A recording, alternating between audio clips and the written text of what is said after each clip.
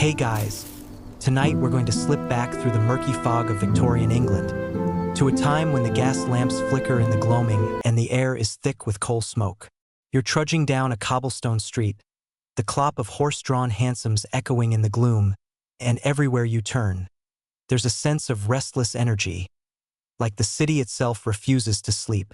You pass iron railings and peeling paint, catch glimpses of dusty windows where people peer out through lace curtains, their faces pale in the wavering lamplight. The air smells of soot and boiled cabbage, mingled with something faintly medicinal, like cloves and bitter herbs. You wrap your coat tighter around you as a cold wind rattles the shutters, and you can't help but shiver.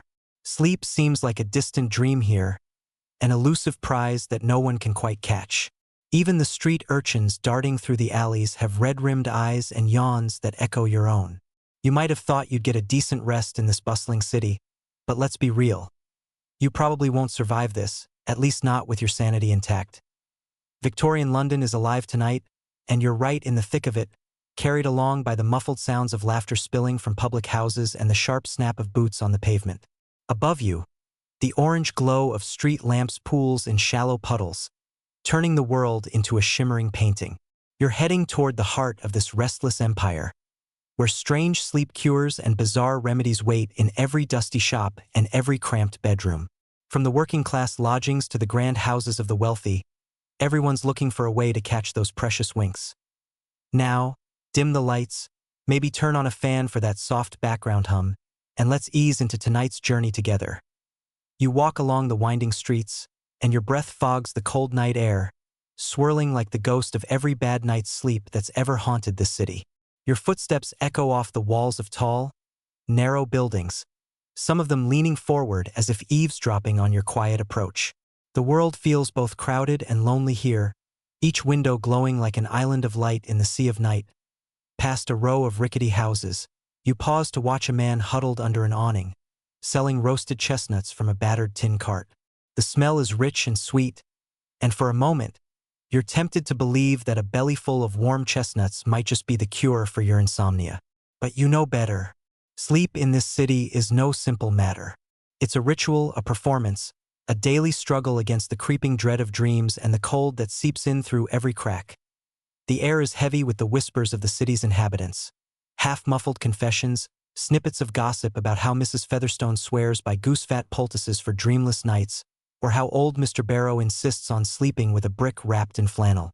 Historians still argue whether these folk remedies ever worked or if they were just the desperate clutching of tired minds in a city that never truly rests. You cross over a small bridge that arches above a sluggish canal, the water black and glossy under the lamplight. A rat scurries along the bank, its tiny claws clicking on the wet stones. It seems even the rats here can't find peace. You press on, your boots slick with the damp fog that hugs the ground like a shroud. Above you, the spires of churches pierce the sky, and somewhere in the distance, a bell tolls the hour. You slip into a narrow alley where laundry hangs limp and pale between the buildings, a ragged banner of domestic life. In one window, you catch sight of a maid gently tapping out a pillow stuffed with feathers. Some say that fresh goose down is the secret to a restful night. But in this world, secrets are as common as dirt, and just as likely to slip through your fingers. The smell of boiled onions drifts from a nearby kitchen, mingling with the sharper tang of coal smoke. You turn another corner and find yourself in front of a battered wooden door, paint flaking away like the sleep you're chasing. The sign above reads, "Apothecary and Sleep Remedies." And the promise of those two simple words is enough to draw you in. Inside, the warm glow of oil lamps flickers against shelves crowded with glass jars and battered wooden drawers. The air is thick with the scent of dried herbs, lavender, valerian, something you can't quite place. An old man peers at you over wire-rimmed spectacles, his hands stained with the ink of old prescriptions. He's a quiet figure, his voice a low, rhythmic murmur as he lists the wonders of his wares. Teas to soothe the mind, powders to banish dreams, elixirs that promise to hush the wild thoughts that prowl in the darkness. You lean closer, your eyes tracing the elegant curves of glass bottles filled with dark, viscous liquids. One bottle is labeled tincture of poppy, another essence of wild lettuce. The old man assures you they'll calm your restlessness, but you can't help but wonder if they'll do more than just calm. Historians still argue whether these apothecary blends were gentle sleep aids or quiet killers in pretty bottles. You thank the old man, slipping back into the night with a small paper packet tucked inside your coat. The weight of it is oddly comforting, a promise that maybe tonight will be different. Maybe tonight, the city's cold breath won't find its way through your window panes. You walk on, the packet warm against your chest, a fragile hope in a world of sleepless souls as you leave the shop behind. You find yourself wandering past a row of brick townhouses, each window flickering with the pale light of candles and the shadows of restless figures.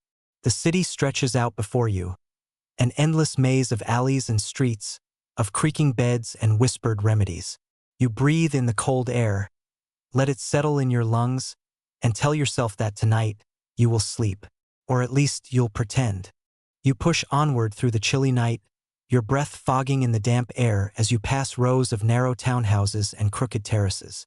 The gas lamps flicker with a ghostly light, and you feel the weight of a city that's never quite at rest. Each window you pass holds a small scene, a flickering candle, a silhouette bent over a book, a woman brushing out her hair with long, deliberate strokes. Everyone seems to have their own nightly ritual, a desperate hope to coax a little peace from the endless churn of the city. You find yourself wandering into one of the poorer districts, where the houses lean forward like old men whispering secrets.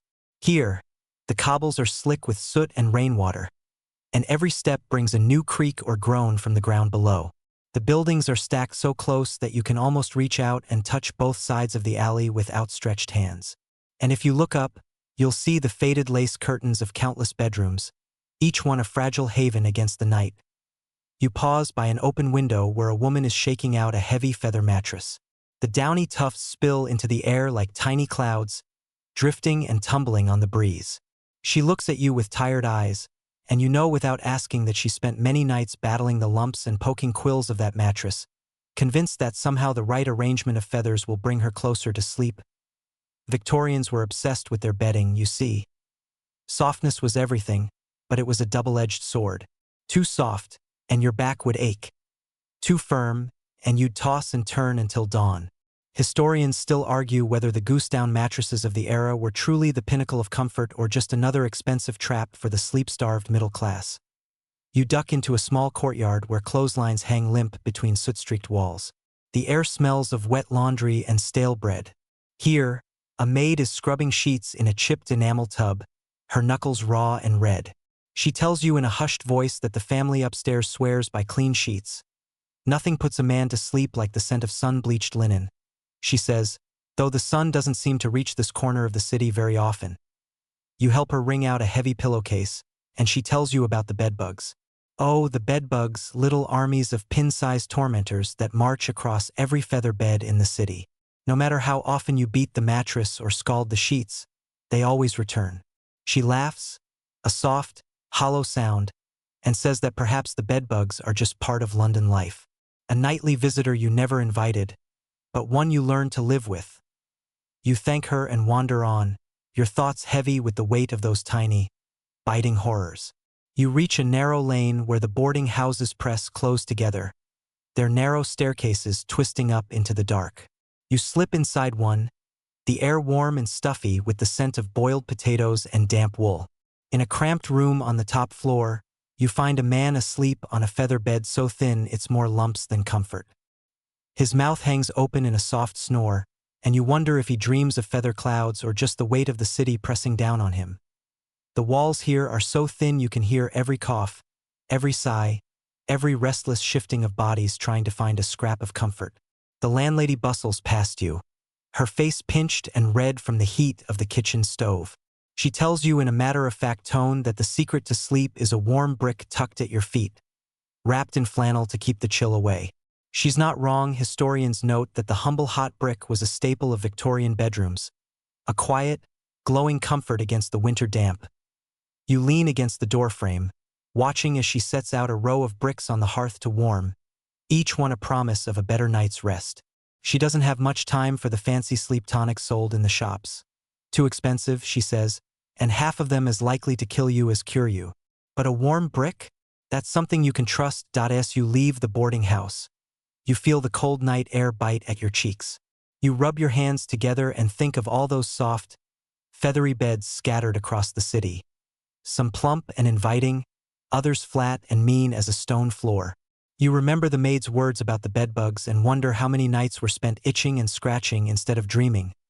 You turn down a narrow street where the soot seems to cling to every brick, and you pause to look up at the sagging eaves and the faint glow of a candle in an attic window. The city is alive with 1,000 small lives tonight, each one curled up in its own feather bed, each one hoping that tonight will be the night the dreams come easy and the bedbugs stay away. A cat darts across your path, its eyes catching the light and gleaming green for a moment before it vanishes into the shadows. You keep walking, your boots striking a slow, steady rhythm against the stones. The air smells of coal smoke and something faintly sweet, maybe a whiff of lavender from some hopeful sleeper's pillow sachet. You breathe it in, let it settle in your lungs, and tell yourself that maybe, just maybe, you'll find a little of that peace tonight, too. And if not, well, there's always another remedy waiting in the next alley, another promise in the next cramped bedroom. Sleep in Victorian London is a patchwork of hopes and half-truths, but it's a patchwork you can't help but be drawn into, night after restless night. The moon hangs low over the city as you make your way past flickering lamps and half-open shutters, each window a portal into someone's quest for sleep. Your footsteps lead you down an alley that smells of roasted chestnuts and coal dust, and you find yourself in front of a small shop with a sign that reads, "Herbal teas and poppy elixirs, a cure for restless nights." You step inside, and the warm air greets you like an embrace. Shelves line the narrow room, crowded with glass jars labeled in a careful hand, chamomile, valerian root, wild lettuce, and even poppy petals. The scent is rich and earthy, a promise of relief for tired minds. The shopkeeper, a plump woman with round cheeks and a soft voice, offers you a sample of her newest blend. She calls it Slumber's Kiss, a mix of chamomile, hops, and a touch of sweet violet. You take a cautious sip, and the floral warmth floods your senses, soft and a little bitter. She tells you that chamomile is an old favorite, prized for its gentle lullaby of warmth. Victorian mothers gave it to fretful children, and even the most skeptical doctors admitted it could soothe a troubled belly or a worried mind. But she leans in, her eyes twinkling, and tells you that the real secret is the poppy elixir she keeps behind the counter. A syrupy draft of laudanum and wild lettuce, potent enough to hush the noisiest thoughts. Historians still argue whether these herbal blends truly helped the sleepless masses or if they simply offered a moment of comfort in a restless world. But here, in the flickering lamplight, it's easy to believe in the power of a well-steeped cup. You watch as she measures out spoonfuls of dried herbs with practiced hands, her fingers stained green from years of mixing and blending. That a young man in a threadbare coat shuffles in behind you, his eyes shadowed with exhaustion. He asks for a small bottle of the poppy elixir, his voice rough with sleepless nights. The shopkeeper doesn't bat an eye. She knows the desperation that drives a man to chase sleep in the dregs of a glass vial. She wraps the bottle in brown paper, ties it with twine, and presses it into his trembling hands. You step aside to let him pass, your own fingers trailing along the dusty shelves. You spot a jar of dried rose petals, the label promising sweet dreams and gentle sleep. Next to it, a tin of lemon balm, said to calm the nerves and steady the heart. You wonder how many people have come here, night after night, hoping that the right blend of leaves and petals might banish their fears. The shopkeeper beckons you over to a small wooden counter where she's brewing a fresh pot of valerian tea. The air fills with a musty, slightly sweet scent that makes you feel drowsy just by breathing it in. She pours you a cup, and you cradle it in your hands, the warmth seeping into your cold fingers. Valerian has been called nature's Valium, she says with a smile, though the taste might leave you questioning your choices. You take a sip and try not to grimace at the pungent, almost earthy bitterness. She laughs softly and tells you that some remedies don't taste sweet but still work their magic. You nod, letting the warmth of the tea settle in your belly, and you realize that sleep is more than just a battle against the night. It's a ritual, a dance between hope and doubt. A small bell above the door jingles as another customer enters. A woman wrapped in a threadbare shawl, her eyes red-rimmed with fatigue. She asks for a tin of hops and lavender, swearing that the scent alone is enough to send her husband snoring within minutes. The shopkeeper nods, filling her order with the same gentle care she gave you. You watch as the woman clutches the tin to her chest, as if it holds the key to a better night. As the shop grows quiet again, the shopkeeper leans across the counter and tells you a curious tale. Some say that the Victorians believed a drop of laudanum in a baby's bottle could quiet a fussy child, though the cost of such quiet was often steep. She pauses, the weight of her words hanging in the warm, herbal air, and you shiver at the thought of such desperate measures. The city is full of secrets, she says, and sleep is the deepest secret of all. You finish your tea and thank her, slipping back out into the night with a small pouch of chamomile and lemon balm tucked in your coat. The cold air bites at your face, but there's a softness in your chest now, a promise of peace whispered in the steam of your cup. You walk on. The city sounds muffled by the thick fog that curls around your ankles. You pass a pair of children huddled under a thin blanket in a doorway, their small faces pale in the gaslight. A woman with a basket of laundry trudges past, her shoulders stooped under the weight of wet linens and worries. You nod to her, and she nods back, a silent acknowledgement that sleep is a luxury neither of you can quite claim tonight. Above you, the moon is a pale coin in the sky, its light hazy through the smoke and mist. You think of the poppy elixir and the bitter teas, the delicate dance of petals and leaves that promise rest in a world that never truly sleeps. And you wonder, as you turn down another narrow lane, whether tonight will be the night you find that fragile peace, or if you'll simply keep wandering, cup in hand, through the endless alleys of a city that dreams in flickering gaslight and restless sighs. You turn another corner, the fog swirling around your boots as the city seems to press in closer, each shadow an invitation to linger. The night deepens, and you find yourself drawn to the quiet glow of a small public house tucked between taller buildings. Above the door, a battered sign reads the nightcap, and the low murmur of voices spills out onto the street like a warm blanket. You step inside, and the smell of tobacco smoke and spilled ale greets you like an old friend. The air is thick and warm, heavy with the scent of roasted meats and the low, steady hum of conversation. You make your way to the bar, where a burly man with a bald head and a florid nose wipes down the counter with a rag that's seen better days. He nods at you, his eyes twinkling as he asks what'll help you sleep tonight. At a nightcap, of course. The Victorians believed in the power of a stiff drink before bed. A dram of brandy or a glass of port to chase away the day's worries. Historians still argue whether this habit was truly effective or just an excuse to tipple away the hours until dawn. You decide it's worth a try. He pours you a measure of brandy, the amber liquid catching the light as it swirls in the glass. You take a sip, and the heat of it slides down your throat, warming you from the inside out. The barkeep tells you it's a family recipe, passed down from his grandfather who claimed it could quiet even the most restless soul. You smile politely, though you suspect that's just a polite way of saying it'll knock you flat if you're not careful. Around you, the other patrons seem to be of a similar mind. A man in a battered top hat cradles a glass of port like it's the answer to all his prayers. A woman in a faded shawl tips back a small glass of sherry, her eyes half closed as she listens to the low hum of the room. The air is filled with the soft clink of glasses and the muted laughter of those who found a temporary escape from the cold, sleepless streets. You find a seat near the fire, the flames casting flickering shadows on the worn wooden floor. The brandy in your hand feels like a small sun, and you let yourself sink into the warmth of it, the way it seeps into your bones and hushes the chatter of your mind. You watch the embers glow, each one a tiny promise of comfort in the dark. The barkeep leans over and tells you of a curious practice. Some believed that drinking warm milk laced with brandy was the surest way to slip into a deep, dreamless sleep. He shrugs, a smile playing at the corners of his mouth, and says he's seen it work more often than not, though he suspects it's the warmth of the milk as much as the bite of the brandy. You sip your drink and let the thought roll around in your mind like a marble in a pocket. A thin man with a pinched face sits down beside you, nursing a glass of rum. He tells you, in a voice that creaks like an old door, that his father swore by hot toddies. Boiling water, a generous shot of whiskey, a spoonful of honey, and a slice of lemon. A cure for sleeplessness and sniffles both, he says, though he can't remember the last time he felt truly rested.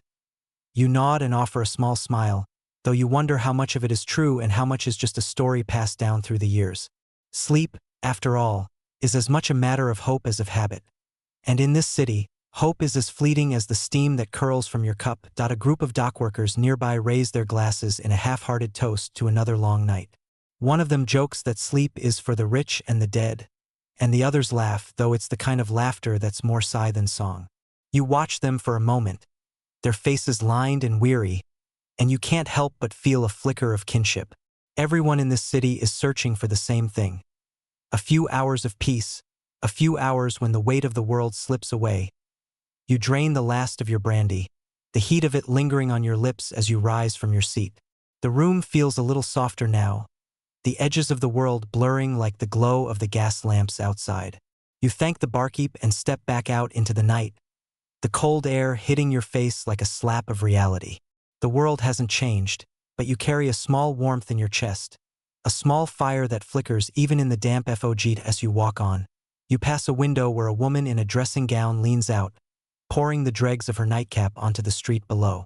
She catches your eye and shrugs, as if to say that sometimes even the best remedy can't quiet the mind. You smile in return, a small gesture of understanding between two strangers in the night. You head down another alley, the city's secrets wrapped around you like a cloak. You think of the brandy and the hot toddies, the soft promise of sleep in every glass. And you wonder how many of these quiet rituals were born of hope and how many of necessity. Each one a small prayer whispered into the darkness, each one a gentle rebellion against the relentless churn of the city. Above you, the moon slips behind a bank of clouds, and the world grows a little darker, a little softer. You walk on, the taste of brandy lingering on your tongue, the memory of warm fires and low voices holding you close. In this city of endless nights, you know there will always be another glass. Another quiet corner where sleep waits, patient and fleeting as the glow of a candle in the dark. The night feels thicker now, the fog folding in on itself like a heavy blanket. You walk with your hands stuffed deep in your pockets, the damp seeping into your bones no matter how tightly you pull your coat around you. The cobblestones glisten with moisture, and you can hear the distant rumble of carriage wheels and the sharp clip of hooves on stone as you turn a corner. You're greeted by a small shop with a sign painted in elegant script, aromatic pillows and fragrant sleep sacks. A gentle chime sounds as you push open the door, and the scent of lavender, camphor, and rose water envelopes you like a warm embrace. The shop is dimly lit, the shelves stacked high with small velvet sachets and plump pillows embroidered with flowers and vines. A woman with hair the color of honey greets you, her voice soft and lilting as she explains the secrets of her trade. She shows you pillows stuffed with dried lavender, said to soothe the mind and quiet the restless heart. Some are filled with hops and rosemary, others with rose petals and chamomile. You press one to your nose, and the gentle, heady scent seems to slow your racing thoughts, if only for a moment. Historians still argue whether these aromatic pillows truly worked or if the scents were just another comforting fiction. But as you stand there, the weight of the city lifting for a breath, it's easy to believe in the power of a little softness, a little fragrance to hush the night's worries. She tells you that camphor was once a favorite of the wealthy, its strong, almost medicinal scent believed to purify the air and guard against night terrors. She shows you a small sachet of it, the fabric worn thin by years of careful folding and gentle pressing. You can almost see the ghost of its former owner, a lady in a white nightdress clutching it to her chest as she drifted off to dreams. You take a seat on a low stool, and the shopkeeper tells you about a curious remedy she learned from her grandmother. Some swore by sachets of dried mint and sage, stuffed under the pillow to chase away nightmares and bring sweet dreams. She laughs softly, her eyes crinkling at the corners, and says she's never been sure if it's the scent or the simple act of belief that does the trick. You buy a small lavender sachet, tucking it into your coat pocket, and she bids you good night with a gentle smile. Outside, the fog seems a little lighter, the night a little softer. You walk on, the scent of lavender rising with every step, a small, sweet reminder that sometimes sleep is found in the quietest comforts. You pass a row of townhouses, the windows dark and silent save for the faint glow of a candle here and there. In one window, you catch sight of a young woman carefully arranging pillows on a narrow bed. She smooths each one with deliberate care, her hands moving with the slow, rhythmic grace of someone who knows that sleep is fragile, easily chased away by a careless word or a restless thought. A little further on, you stumble across a group of children playing in the street, their laughter bright and sharp against the hush of the night. One of them holds a small pillow to his face, breathing in the scent of rose petals like a promise. You smile as you watch them, the simple joy of it a balm against the city's ceaseless churn. You pause by a low stone wall and pull out your sachet, pressing it to your nose. The lavender is sweet and a little dusty, a reminder that some things endure even in the damp and smoke of the city. You close your eyes and let the scent settle around you, a small, fragrant shield against the cold. Somewhere nearby, a woman sings a lullaby, her voice a thin thread weaving through the night. The song is soft and slow, the words lost in the fog but the melody clear as moonlight. You lean against the wall, your breath soft and even, and let the music wash over you. In this moment, you understand why the Victorians clung to these gentle scents and quiet songs. Sleep is a fragile thing, and every small comfort is a fortress against the dark that as the lullaby fades.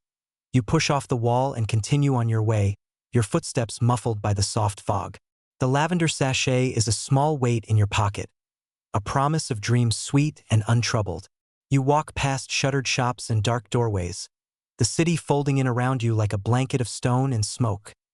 You know there are no guarantees here, no sure cure, no certain rest.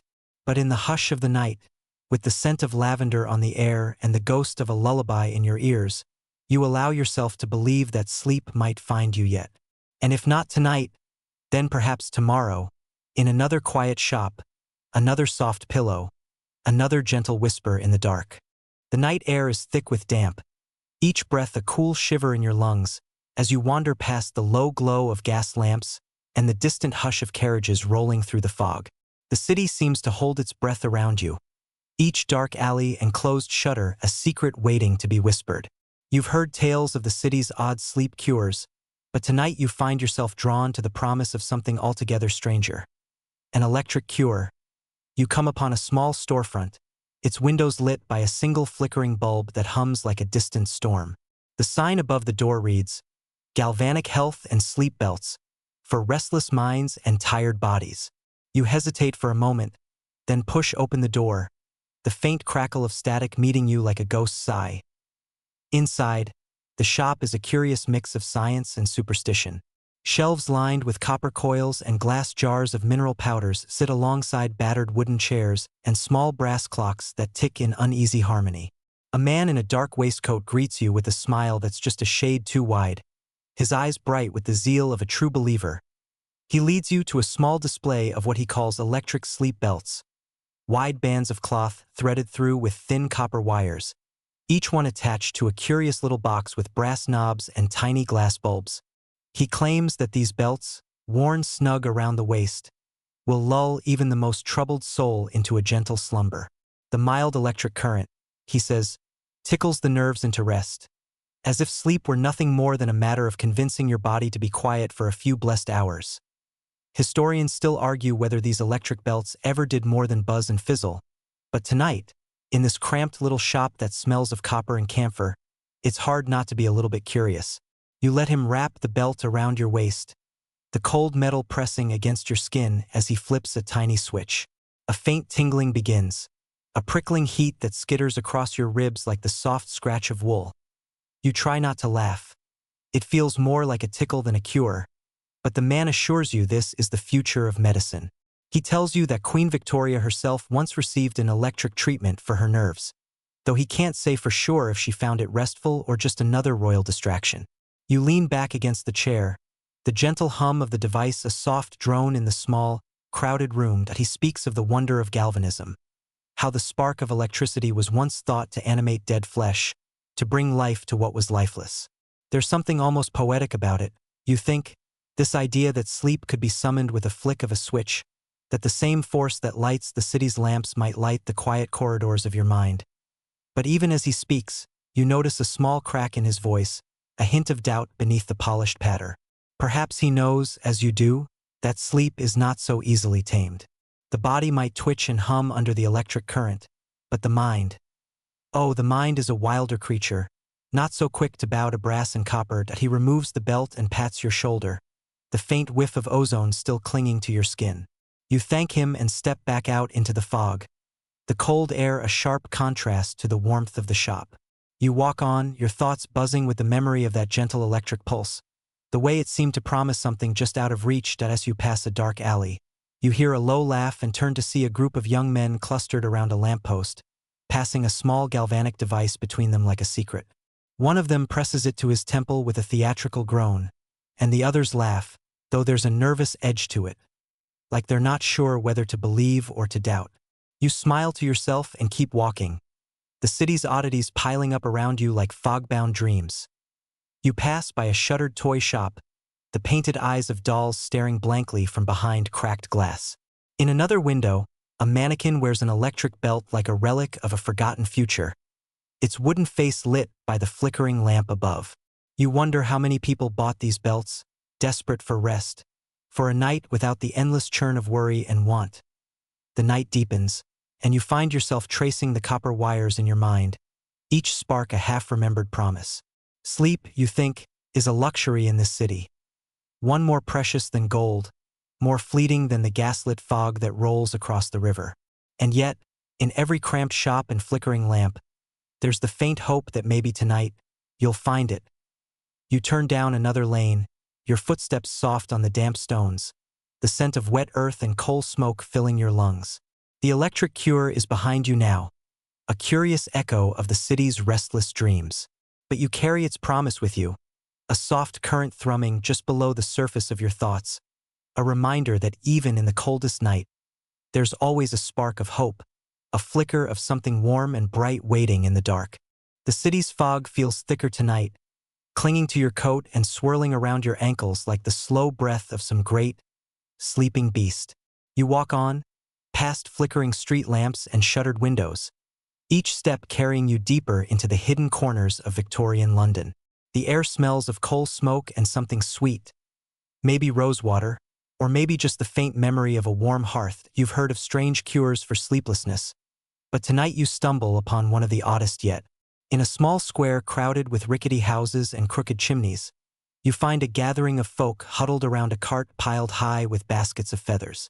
The sign above reads, "Pigeon Feather Remedies, Sleep's Soothing Touch." A wiry man with a face like weathered leather stands at the cart, his voice low and conspiratorial as he beckons you closer. He claims that pigeon feathers, yes, pigeon feathers, hold a secret power to chase away fever dreams and night sweats. They're warm, he says with a wink, and they draw out the bad humors that plague the mind. You try to keep a straight face, but you can't help the small smile that tugs at your lips. Pigeons? Those ragged, cooing creatures that roost under every railway bridge and scatter breadcrumbs from every corner of the city? Historians still argue whether this odd belief was born from folklore or just a clever bit of marketing by enterprising street hawkers. Either way, it's a tale worth hearing. The man hands you a small bundle wrapped in brown paper. Inside, a handful of soft, gray feathers that smell faintly of must and city air. He tells you to tuck them under your pillow tonight, to let their gentle warmth soothe your dreams. You thank him, slipping the bundle into your pocket as you watch the other customers. Some curious, some hopeful, each clutching their own feathery promise. You pause by a low wall, your breath steaming in the cold night air, and remember the stories you've heard about these pigeon feather cures. Some said they were as soft as goose down, cradling the head in a cloud of comfort. Others believed they held a kind of magic, a charm against nightmares and restless spirits. In a city where every cough and sigh was a cause for worry, even the humblest feather might seem a talisman of peace that as you wander on, you pass a small lodging house where the windows glow like honey in the fog. You can just see the edge of a bed through the curtains, piled high with pillows and quilts, a fortress against the chill. Inside, you imagine someone laying their head on a pillow stuffed with those humble pigeon feathers, hoping that tonight, the dreams will be gentle. You duck into a narrow passageway, the scent of damp stone and rusted iron filling your nose. A cat slinks past you, its eyes bright in the lamplight, and you wonder if it, too, knows the secret paths of the city's sleepless nights. You trail your fingers along the rough brick, the cold seeping into your skin, and you think of the man at the cart, his baskets of feathers and his whispered promises. You find yourself at a small courtyard where an old woman sits on a wooden stool, plucking the last of the down from a dead pigeon. Her hands move with the slow, patient rhythm of someone who's done this 1,000 times before. She tells you that her mother taught her the cure, that pigeons, so common and plain by day, held a quiet magic at night. You watch as she smooths the feathers into a neat pile, her breath rising in little puffs of steam. She offers you a handful of the softest down, her fingers rough but gentle as they press the bundle into your palm. You thank her and slip it into your pocket, the small weight of it oddly comforting. You wonder if there's truth in her words, or if it's just the comfort of the ritual, the hope that something so small could guard against the dark. You walk on, the feathers warm against your chest, and the night seems a little softer for it. The city stretches out around you, a maze of alleys and narrow streets, each one lit by the glow of gas lamps and the quiet promise of sleep. You know there's no certain cure here, no potion or feather or whispered charm that will banish the restlessness completely. But in these small, hopeful gestures, there's a kind of peace. You turn a corner and find yourself back on the main road, the rattle of carriage wheels and the distant clink of glass a soft music in the night. You pass a public house where laughter spills from the doorway, warm and fleeting. You smile to yourself, the pigeon feathers tucked safe in your pocket, and you think of all the small, curious ways the city's people chase sleep. You know you'll try them all. Every tea, every tonic, every odd little cure that promises to hush the mind and cradle the heart. Because in this city of fog and gaslight, of weary souls and quiet dreams, even the humblest feather can feel like a promise of dawn. You leave the soft, cooing promises of pigeon feathers behind, the city's cold air creeping back into your bones as you turn down another narrow street. The night deepens, and every breath tastes of soot and salt, the river somewhere close and sighing in the dark. You find yourself standing in front of a small brick building, the sign above the door almost lost to the fog. The bedtime bath, for gentle rest. Inside, the light is warm and golden, flickering like a candle's glow. You're greeted by a woman in a simple dress, her hands red and raw from hours spent in hot water. She smiles and ushers you to a wooden tub, the steam rising in slow curls that seem to carry away the city's chill. The bath is simple. No fancy oils or perfumes, just water warm enough to coax the knots from your shoulders. She adds a handful of rose petals and a dash of vinegar, a curious blend that Victorians believed could calm the mind and soften the skin. Historians still argue whether this folk remedy was born of science or just the simple comfort of warmth on a cold night. You slip into the water, the heat wrapping around you like a thick blanket, and for a moment, the world beyond the bathhouse door feels like a distant memory. The petals swirl around you, their delicate scent rising in the steam. You close your eyes and let yourself sink a little deeper, the warmth seeping into every aching muscle. The woman hums softly as she works, her voice a low, rhythmic comfort. She tells you that rose petals were once thought to chase away evil spirits, to soften the sharp edges of the night. The vinegar, she says with a small shrug, is said to draw out the fevers of the mind, though she suspects it's mostly just the heat that does the trick. You lean your head back, the wooden rim cool against your neck, and watch the flicker of lamplight on the wet brick walls. The air smells of steam and flowers, a heady mix that blurs the line between dream and waking. Outside, the city is a restless giant, but here, in this small pool of warmth, you can almost believe in quiet. You hear the scrape of a wooden bucket as she refills the tub with fresh water, the splash of it gentle and soothing. She tells you stories of the people who come here, dock workers with calloused hands, maids with tired eyes, all of them seeking the same small mercy. Some come just to soak their feet, she says, but others drift off in the water, the steam lulling them into dreams they'd almost given up on. A man in a battered coat sits across the room, his head tipped back against the edge of his tub. His eyes are closed, his breathing slow and even. The woman tells you he's been coming for weeks, a quiet soul who says little but always leaves with a faint smile. She says she likes to think he's found something in the steam, some gentle peace that the city's clamor can't touch. You let your own thoughts drift with the steam, your mind softening around the edges. The heat seeps into your bones, washing away the sharp, cold worry that clings to you like a second skin.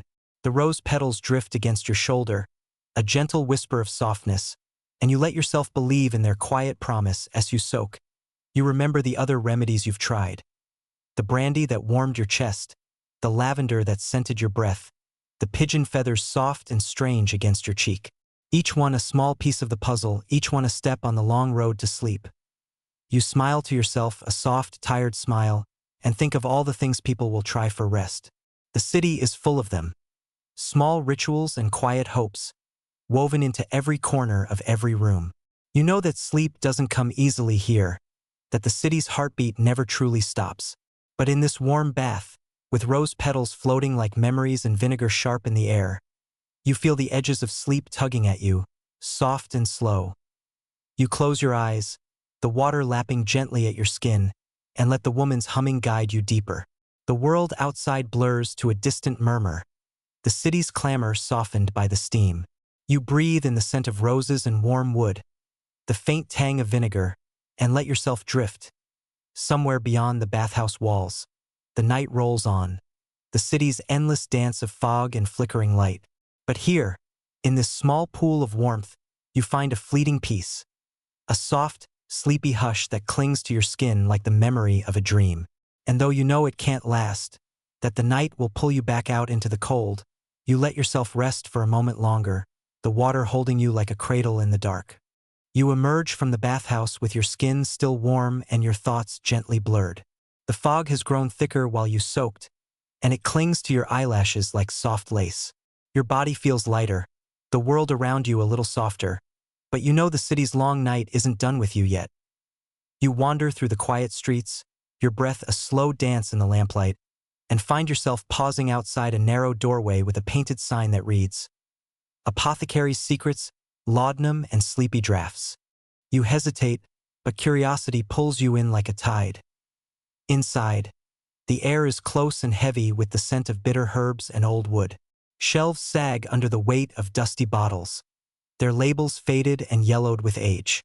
A tall man in a worn frock coat greets you with a nod, his eyes the bright, restless eyes of a man who knows too many secrets. He shows you a small brown bottle, the glass cool and smooth under your fingers. "It's laudanum," he says, "opium dissolved in sweet wine. A draught so powerful it can hush even the loudest mind." Historians still argue whether laudanum was a gentle friend or a dangerous foe, but in this hushed, flickering light, it feels like both. He tells you how the Victorians prized it for its promise of sleep. A few drops on the tongue, and the worries of the world slip away. You watch as he measures out a single spoonful, his hands steady as a clockmaker's. The liquid is dark and thick, clinging to the glass like a promise you're not sure you want to make. You take a sip, the taste sweet and sharp, with a bitter edge that lingers on your tongue. The man's voice is a low murmur as he talks of poets and painters who drank laudanum by the glassful, their dreams painted in the dusky glow of the poppy's gift. He tells you of the mothers who fed it to their colicky babies, of the weary workers who sipped it at night when the city's endless noise grew too much to bear. You lean against the wooden counter, the world slipping a little at the edges as the laudanum settles in your blood. It's a slow warmth, a gentle hush that winds around your ribs and presses soft fingers against your temples. Outside, the fog curls against the window like a cat, the lamplight blurred and golden. The man tells you stories of the gentlemen who came here in the dead of night, their eyes hollow with exhaustion, of the ladies in fine dresses who whispered for a drop more, just enough to chase the darkness from their minds. He speaks of them with a kind of reverence, as if he's seen something in their quiet desperation that the rest of the city misses. You feel the laudanum's gentle pull, your eyelids growing heavy as he talks of dreams that stretch like ribbons through the night.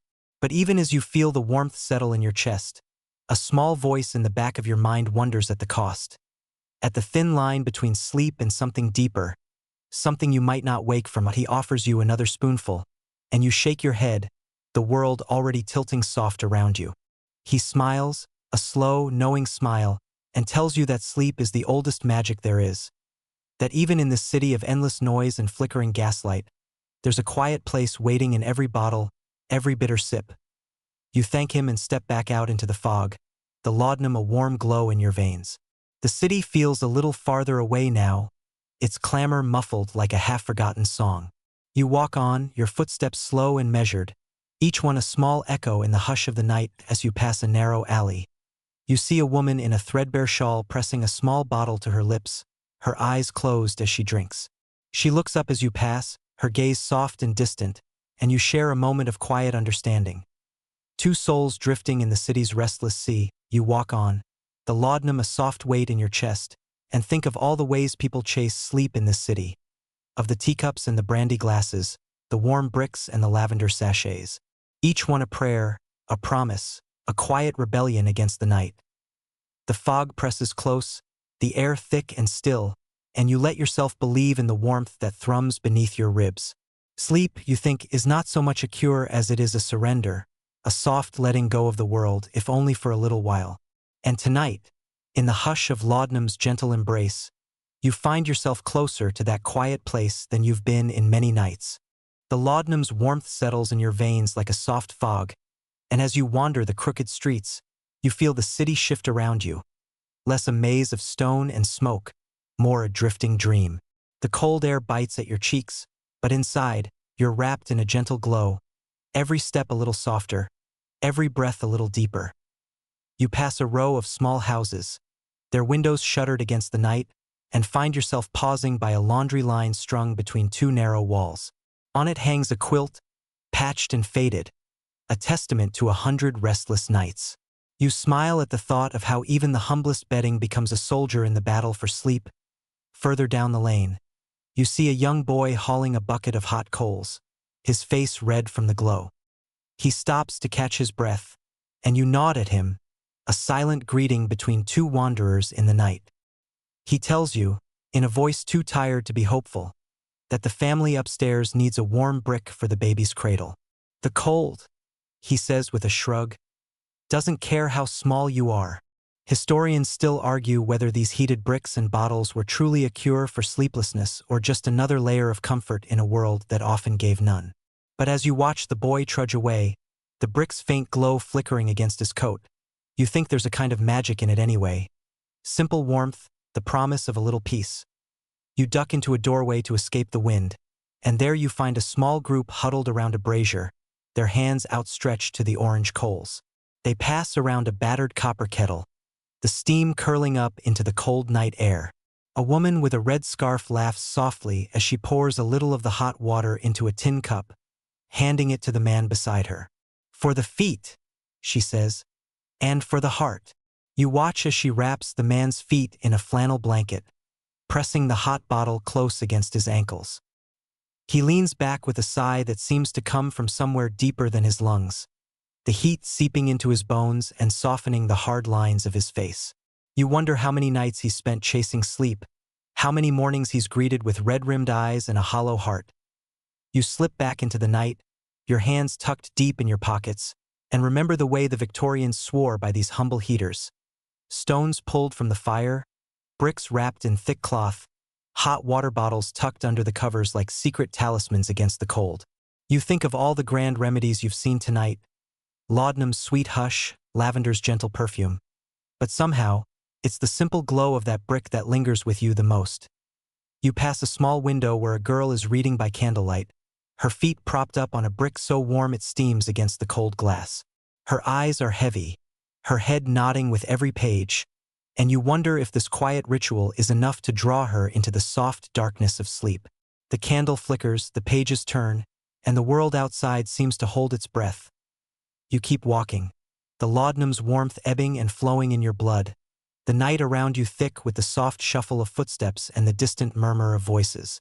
Every doorway smells faintly of coal smoke and damp wool, every window a faint glow of hope against the dark. As you round a corner, you find a young couple sitting on a doorstep, their hands clasped around a small stone bottle that still steams in the cold. They smile at you, and you smile back, a wordless exchange of quiet comfort.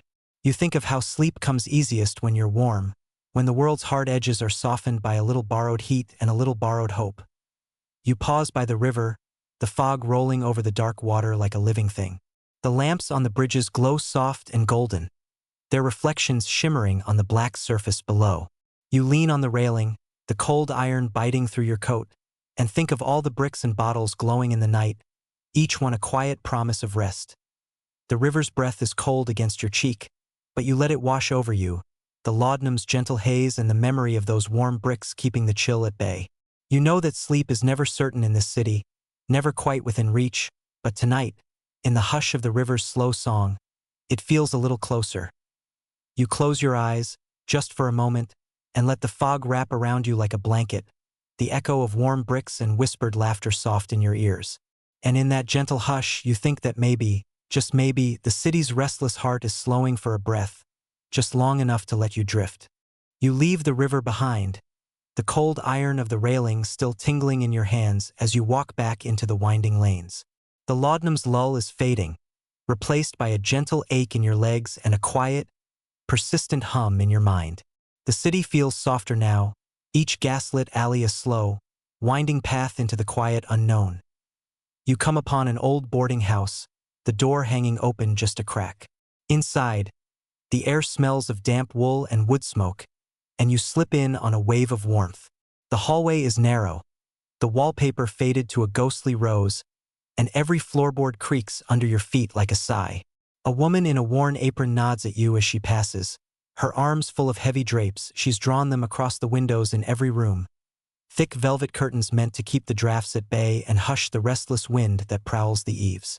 She tells you, in a voice low and calm, that the Victorians believed the weight of these curtains could guard against the cold and the noise, turning each bed into a small, soft fortress.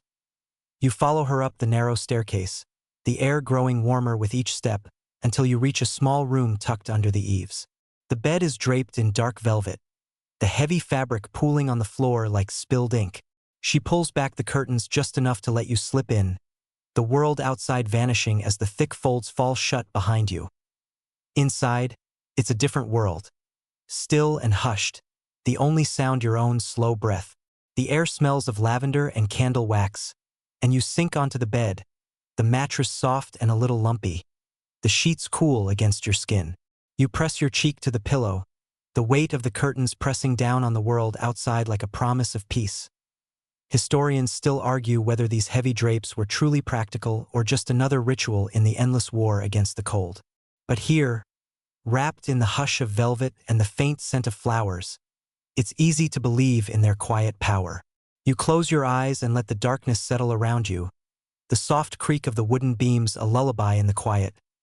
You drift for a while in that warm, velvet cocoon, the world beyond the curtains no more real than the dreams that flicker behind your closed lids.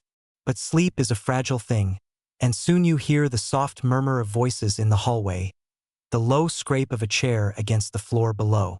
You open your eyes, the spell of the curtains broken for a moment, and listen to the world breathing beyond the velvet hush. You slip out of bed, the floor cold against your bare feet, and pull the curtains back just a little. The night outside is a blur of gray and gold, the fog lit by the flicker of lamps and the faint glow of the moon. You can see your own reflection in the window glass, tired eyes, flushed cheeks, and the faint, dreamy smile of someone who's almost found rest. You leave the room and walk back down the creaking stairs, the velvet curtains swinging softly behind you. The hallway is quiet, the last of the fire's glow painting the walls in soft orange light. You pause in the doorway and watch the woman with the apron draw the last of the drapes across the front parlor window, her hands slow and sure. She tells you that some nights, she dreams of rooms so warm and dark that they seem to swallow the world whole. She says it in a voice that's half a prayer, half a memory, and you understand. In a city that never truly sleeps, a thick curtain and a soft bed are a kind of magic, an armor against the restless dark. You thank her and slip back into the night, the velvet hush still clinging to your skin. The cold air is a shock after the warmth of the room, but you walk on, your breath white in the lamplight, your heart slow and quiet in your chest. You know that sleep is never certain, that even the heaviest curtains can't keep out the night's sharp edges. But tonight, in the soft memory of that velvet darkness, you feel closer to it than you have in days. And as you walk, the city's noise a distant hum, you let yourself believe that somewhere behind another heavy drape, Another warm bed waits to cradle your weary mind. You leave the warmth of the boarding house behind, your breath rising in soft puffs as you walk back into the fog-bound night. The cobblestones are slick under your boots, the glow of the gas lamps a soft halo in the swirling mist. The city feels both hushed and alive, each quiet street a pulse beneath your feet. You turn down an alley where the shadows pool like spilled ink, and there, tucked between a cobbler's shop and a butcher's stall, you find a small curiosity, a clockmaker's shop, its window aglow with the faint tick of brass and polished wood. The sign above the door reads, "Clockwork Sleep Machines, a gentle lullaby for the restless." Inside, the air smells of oil and old leather, the warm scent of brass and wood mingling in the small, cluttered room. The walls are lined with clocks of every shape and size. Tall grandfather clocks with mournful chimes, delicate carriage clocks that tick like whispered secrets, and curious contraptions that seem to hum with life even in the stillness. A thin man in a waistcoat and pince-nez glasses greets you with a smile, his hands busy winding a small brass device shaped like a bird. He tells you, in a voice as smooth as velvet, that these machines are the answer to every sleepless soul's prayers, small marvels of ticking gears and gentle rhythms meant to coax the mind into a slow, drowsy drift. He shows you a device that looks like a music box, its brass key cool in your hand. You turn the key, and a soft, almost breathless ticking fills the room, each beat steady and sure. "A metronome for the mind," he says, and you can't help but smile at the poetry of it. Historians still argue whether these clockwork devices were truly effective or just another comfort for the hopeful. But in this quiet room of brass and wood, it's easy to believe. You let the ticking fill your ears, the soft pulse of it settling in your chest like a second heartbeat. The man tells you that some believe the steady rhythm mimics the beat of the mother's heart, a memory carried in the bones and blood, and you find yourself nodding, the idea both strange and strangely comforting. He places the ticking device in your hands and tells you to close your eyes. You do, and the world slips away, the city's restless breath replaced by the soft, hypnotic pulse of the clock. You can almost feel sleep pressing at the edges of your mind, gentle and insistent. But even as the ticking works its quiet magic, your thoughts wander to the other curiosities in the shop. On a high shelf, a strange device hums with a faint, almost musical vibration. A sleep aid, he says, that uses tiny mechanical bellows to puff warm air across your face. Like a summer breeze, he promises, though you suspect it's more novelty than miracle. You listen to the clocks as they chime and murmur, each one a small voice in the quiet room. The tall grandfather clock in the corner tolls the hour in a deep, sonorous tone that seems to fill the air with calm. The man tells you that some people swear by sleeping beside the steady tick of a clock, that the measured beat can hush the wild gallop of an anxious mind. You nod, the idea slipping around your thoughts like a soft blanket. You thank him and step back out into the night, the ticking device wrapped in brown paper and tied with string. You hold it close to your chest, the weight of it solid and reassuring in your hands.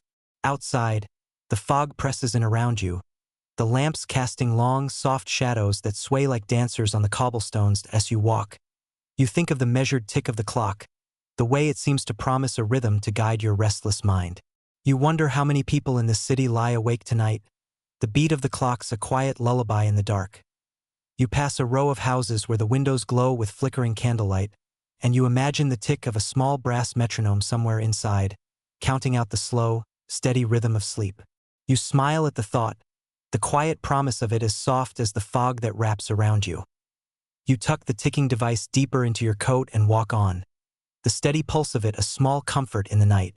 The city stretches out around you, a warren of narrow streets and dark alleys. But tonight, with the tick of the clock in your ear and the memory of warm velvet still in your bones, it feels just a little less endless.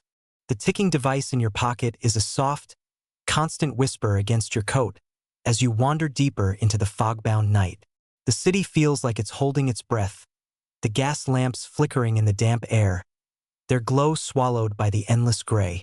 You pass a row of small houses where every window seems to flicker with candlelight and shadows, each one a story half told, a promise of dreams that might come or might slip away like the mist. You find yourself in front of a narrow house, its door painted a faded green, the brass knocker shaped like a lion's head. The sign above the door is small, easy to miss, sleepy candles and shadow games. You push the door open, and the warmth inside washes over you like a soft sigh. The room is dimly lit, the air heavy with the scent of beeswax and honey. Candles in every size and shape flicker on shelves, their soft glow dancing on the cracked plaster walls. A woman with silver hair and dark eyes stands behind the counter, her hands busy shaping a fresh candle from warm wax. She tells you that these candles are more than just light. They're spells in wax, each one blended with herbs and oils meant to hush the mind and soothe the soul. Lavender, chamomile, clary sage, each scent a lullaby. She presses a small, tapered candle into your hand, and you feel the warmth of it seep into your skin, the faint fragrance rising in the still air. Historians still argue whether these scented candles were just pleasant illusions or a true balm for the weary. But as you breathe in the honey-sweet scent, you decide it doesn't matter. In a world as cold and dark as this, a little glow, a little perfume is a magic all its own. She lights a candle for you, the flame small and steady, and you watch as it flickers, casting gentle shapes on the walls, like dancing ghosts or memories half remembered. She tells you that some people believe in shadow games, watching the candle's flame dance and letting the mind wander with it, a soft trick to tire the eyes and quiet the thoughts. You settle into a worn chair by the hearth, the candle in your hand, and let your gaze blur in the warm light. The flame wavers and shimmers, and you see shapes in the flicker, soft, shifting images that seem to breathe with the draft of the room. A cat in the alley, a mother's gentle hand, the slow drift of clouds across a moonlit sky. The woman tells you of a curious belief that if you watch the flame long enough, you can see the shape of your dreams, that the shadows on the wall are the edges of another world waiting to unfold. You smile at the thought, the gentle poetry of it, and let your mind wander with the play of light and dark. Outside, you can hear the distant clang of carriage wheels and the soft cry of the night watchman calling the hour. But here, in the warm glow of beeswax and the sweet breath of lavender, the world seems to slow. Your eyelids grow heavy, your breath soft and even, the city's ceaseless hum slipping further away. The woman hums a tune under her breath, the melody as old as the cobblestones outside. She tells you that even the smallest flame can hold back the night, that in this flickering light, there's a promise of rest that no shadow can steal. You nod, the candle's gentle warmth in your hand, and feel the truth of it settle in your chest. You thank her and step back out into the night, the candle wrapped in paper and tucked safely in your coat. The fog curls around you, the cold biting at your cheeks, but the memory of that small golden flame is a quiet light that glows inside you. You walk on, the candle's scent lingering on your skin, and think of all the ways the city's people fight for sleep. Warm baths and heavy curtains, brandy nightcaps and whispered lullabies, the soft flicker of a candle in a dark room. Each one a small rebellion against the restless dark, each one a promise to the self that even in a world as hard as this, there is still a place for dreams. You turn a corner, the night stretching out before you like a ribbon of dark velvet, and you let the memory of that candle's flame guide your steps. The city sleeps fitfully around you, but tonight, with the scent of beeswax and lavender in your breath, you walk a little slower, your heart a little quieter, and the world, for a moment, a little softer. The scent of beeswax and lavender still clings to your coat as you wander through the fog, each step a quiet echo in the city's endless hush. You find yourself following the winding streets like a dream, the gas lamps flickering above you, their glow swallowed by the mist. Sleep feels closer tonight, a soft breath at the edge of your mind. But the city has one more secret to share. You hear it before you see it, a soft, rhythmic cry that weaves through the fog like a lullaby. You follow the sound and find a narrow lane where a man with a battered hat stands beside a cart piled high with glass bottles and small wooden boxes. The sign on the cart reads, "Midnight tonics and street calls, sleep's last hope." The man's voice is low and musical as he calls out his wares, each word a promise wrapped in the soft edges of the night. He tells you of bitter tonics brewed from roots and bark, of sweet syrups laced with herbs that promise to hush the restless heart. You watch as he pours a dark, viscous liquid into a small glass, the scent of it rich and earthy. You take a sip, and the taste is sharp and strange. a mix of licorice and bitter greens, a warmth that blooms in your throat and settles low in your belly. The man tells you it's a blend of valerian and lemon balm, a recipe whispered from mother to daughter in back alleys and quiet kitchens. Historians still argue whether these midnight tonics were true remedies or just one more promise in a city full of them, but tonight, you decide to believe. You stand there for a while, the glass warm in your hands, and listen to the soft music of the street. The clink of bottles, the low murmur of voices, the gentle cry of the night watchman calling the hour. In this quiet moment, the city feels almost kind, its hard edges softened by the fog and the promise of sleep.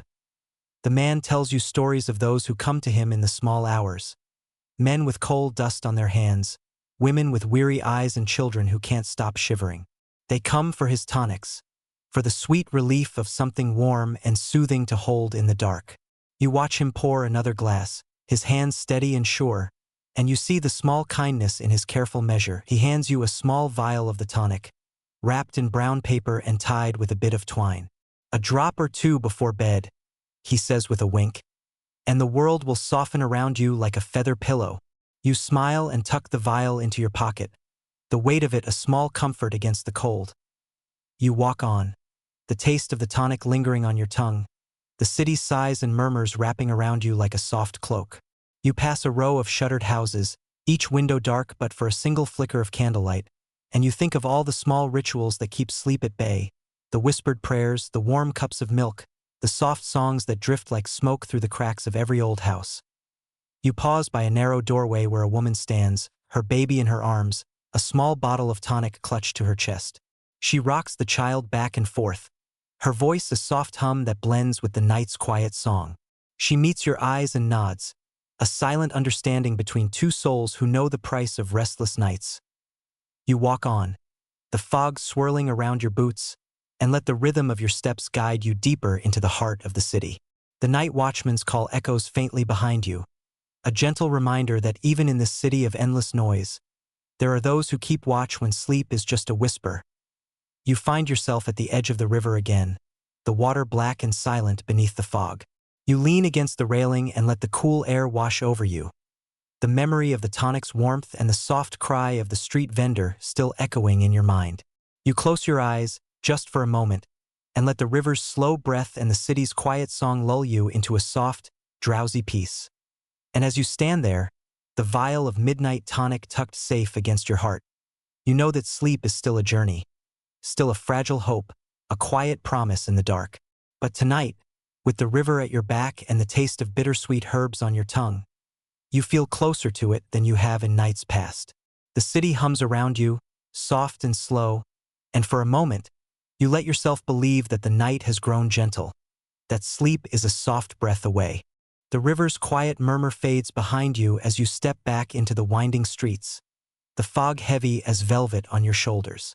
The midnight tonic still warms your chest, its soft hush winding through your veins, but sleep remains a promise you're chasing, one small step at a time. You find yourself in a neighborhood where the cobblestones are worn smooth and the houses lean in close, their windows shuttered against the cold. Here, in the hush of the narrow lanes, you hear a different kind of music, the low, gentle strains of a lullaby drifting through a half-open door. You pause, the sweet melody wrapping around you like a soft scarf. Inside, you see a nursemaid, her hair tucked under a crisp white cap, sitting beside a cradle that rocks with a slow, measured sway. Her voice is low and sweet, each note a soft stroke on the night's canvas. The Victorians believed in the power of lullabies, the way a simple song could soothe a fretful mind and draw the heavy curtain of sleep across tired eyes. Historians still argue whether these songs were just old habits or if they held some deeper magic, but tonight, in the hush of the dark, you feel the truth of every note. The nursemaid's song is an old one, words worn smooth by countless voices.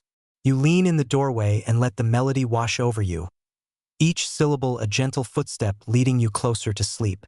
The cradle creaks softly, the baby's breath slow and even, and for a moment, the whole world feels as fragile and perfect as the lullaby's last note. You slip back into the night, the echo of the song following you down the narrow lane. You pass a window where an old woman hums to herself as she mends a torn sheet, the soft thread of her voice a lullaby for no one and everyone. In another doorway, a man in a frayed coat sings to a child huddled in his lap, the melody thin and cracked but no less tender for it. The city's lullabies are everywhere, if you listen, whispers in the fog, the soft creak of a bed, the gentle hush of breath in the dark.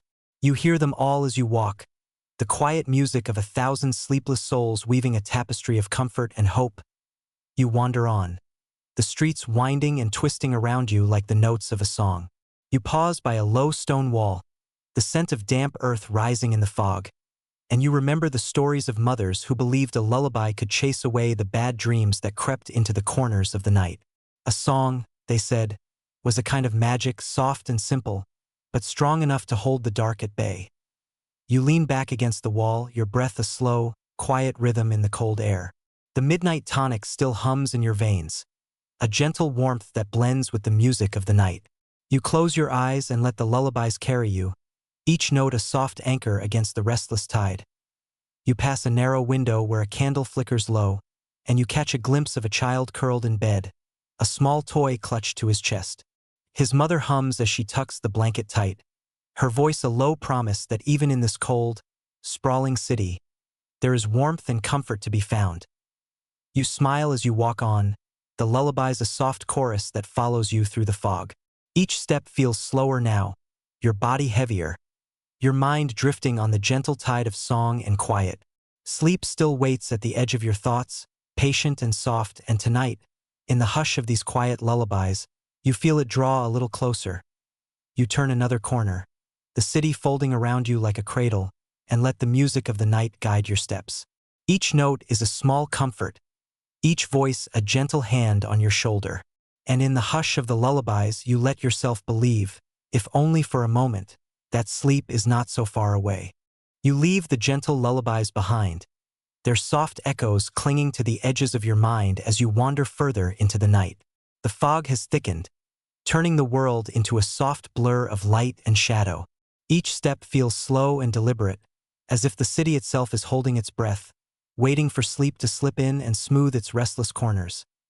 The narrow lanes give way to wider streets where the faint glow of gas lamps flickers against the damp stone. Here, the smell of soot and smoke mingles with the sweet tang of wet earth, and you find yourself drawn away from the city's crowded heart, out toward the soft green of the countryside. You pass through a crumbling gate and onto a dirt road lined with hedgerows, the air sharp and clean in your lungs. The city's noise fades behind you, replaced by the low murmur of the wind in the trees and the distant call of an owl. You feel the tension slip from your shoulders, each breath drawing you deeper into the quiet night in the distance. You see the glow of a farmhouse window, warm and soft against the darkness. You follow the path, your boots crunching on gravel, and pause by the wooden fence that marks the edge of a small orchard. The scent of hay and sweet earth rises around you, the sharp tang of cold air biting at your cheeks. A farmer stands by the fence, his hands wrapped around a mug that steams in the night air. He tells you that out here, away from the city's noise and soot, sleep comes easier. The old ways still hold, he says, cowslip tea and fresh air, a walk under the stars to quiet the mind. Historians still argue whether these country cures were truly better than the city's tonics and tinctures, but the farmer just smiles, his breath a slow curl of mist in the night. He offers you a sip of his cowslip tea, the taste sweet and earthy, a gentle warmth that seeps into your bones. The tea is made from small yellow flowers that bloom in spring, he says, prized for their gentle, calming touch. You sip slowly, the steam rising in soft curls, and feel the night grow a little softer around you. He tells you stories of the countryside's quiet cures, how the fresh air and the slow rhythm of the land seem to hush the worries that twist in the mind. You listen, the soft music of his voice blending with the sigh of the wind through the orchard, and you feel your own breath slow, the weight of the city's restless nights easing from your shoulders. You walk with him down a narrow path that winds through the fields, the ground soft under your boots. The air smells of damp earth and wood smoke, and you breathe it in like a promise. He points out a patch of cowslips, their small flowers pale in the moonlight, and tells you how his grandmother swore by their gentle magic. A simple comfort in a world that never truly stops. You pause by a low stone wall, the tea still warm in your hand, and let your gaze drift across the fields. In the distance, a farmhouse window glows like a star, a small beacon of warmth in the night's quiet hush. You think of all the ways people chase sleep in this city and beyond, candles and clocks, lullabies and warm bricks, and you wonder if maybe the simplest cure is just the hush of the night and the slow breath of the earth. The farmer claps you on the shoulder, his touch warm and steady, and tells you to take your time. Sleep, he says, comes best when it isn't chased too hard. You nod, the cowslip tea soft on your tongue, and watch the mist curl around the hedgerows like a quiet sigh as you walk back toward the city. The night feels softer, the weight of the fog a gentle hand on your shoulders. You carry the memory of the country air and the taste of cowslip tea with you, a small, quiet promise of rest in a world that never quite stills. And though you know the city's restless breath waits for you beyond the gate, tonight you let yourself walk a little slower, your heart a little lighter, and the soft hush of the countryside's gentle cures wrapped around you like a blanket against the dark. The hush of the countryside lingers around you as you step back through the creaking gate and into the city's waiting arms. The fog hangs heavy in the air, swirling around your boots as you walk, and the memory of cowslip tea and moonlit fields is a soft glow in your chest. The night feels deeper now, the city's breath slower, as if it too has paused to listen to the soft murmur of the country's quiet lullaby. You find yourself in a small square lined with narrow houses, each window shuttered against the damp chill. A single lamplight flickers over a battered sign.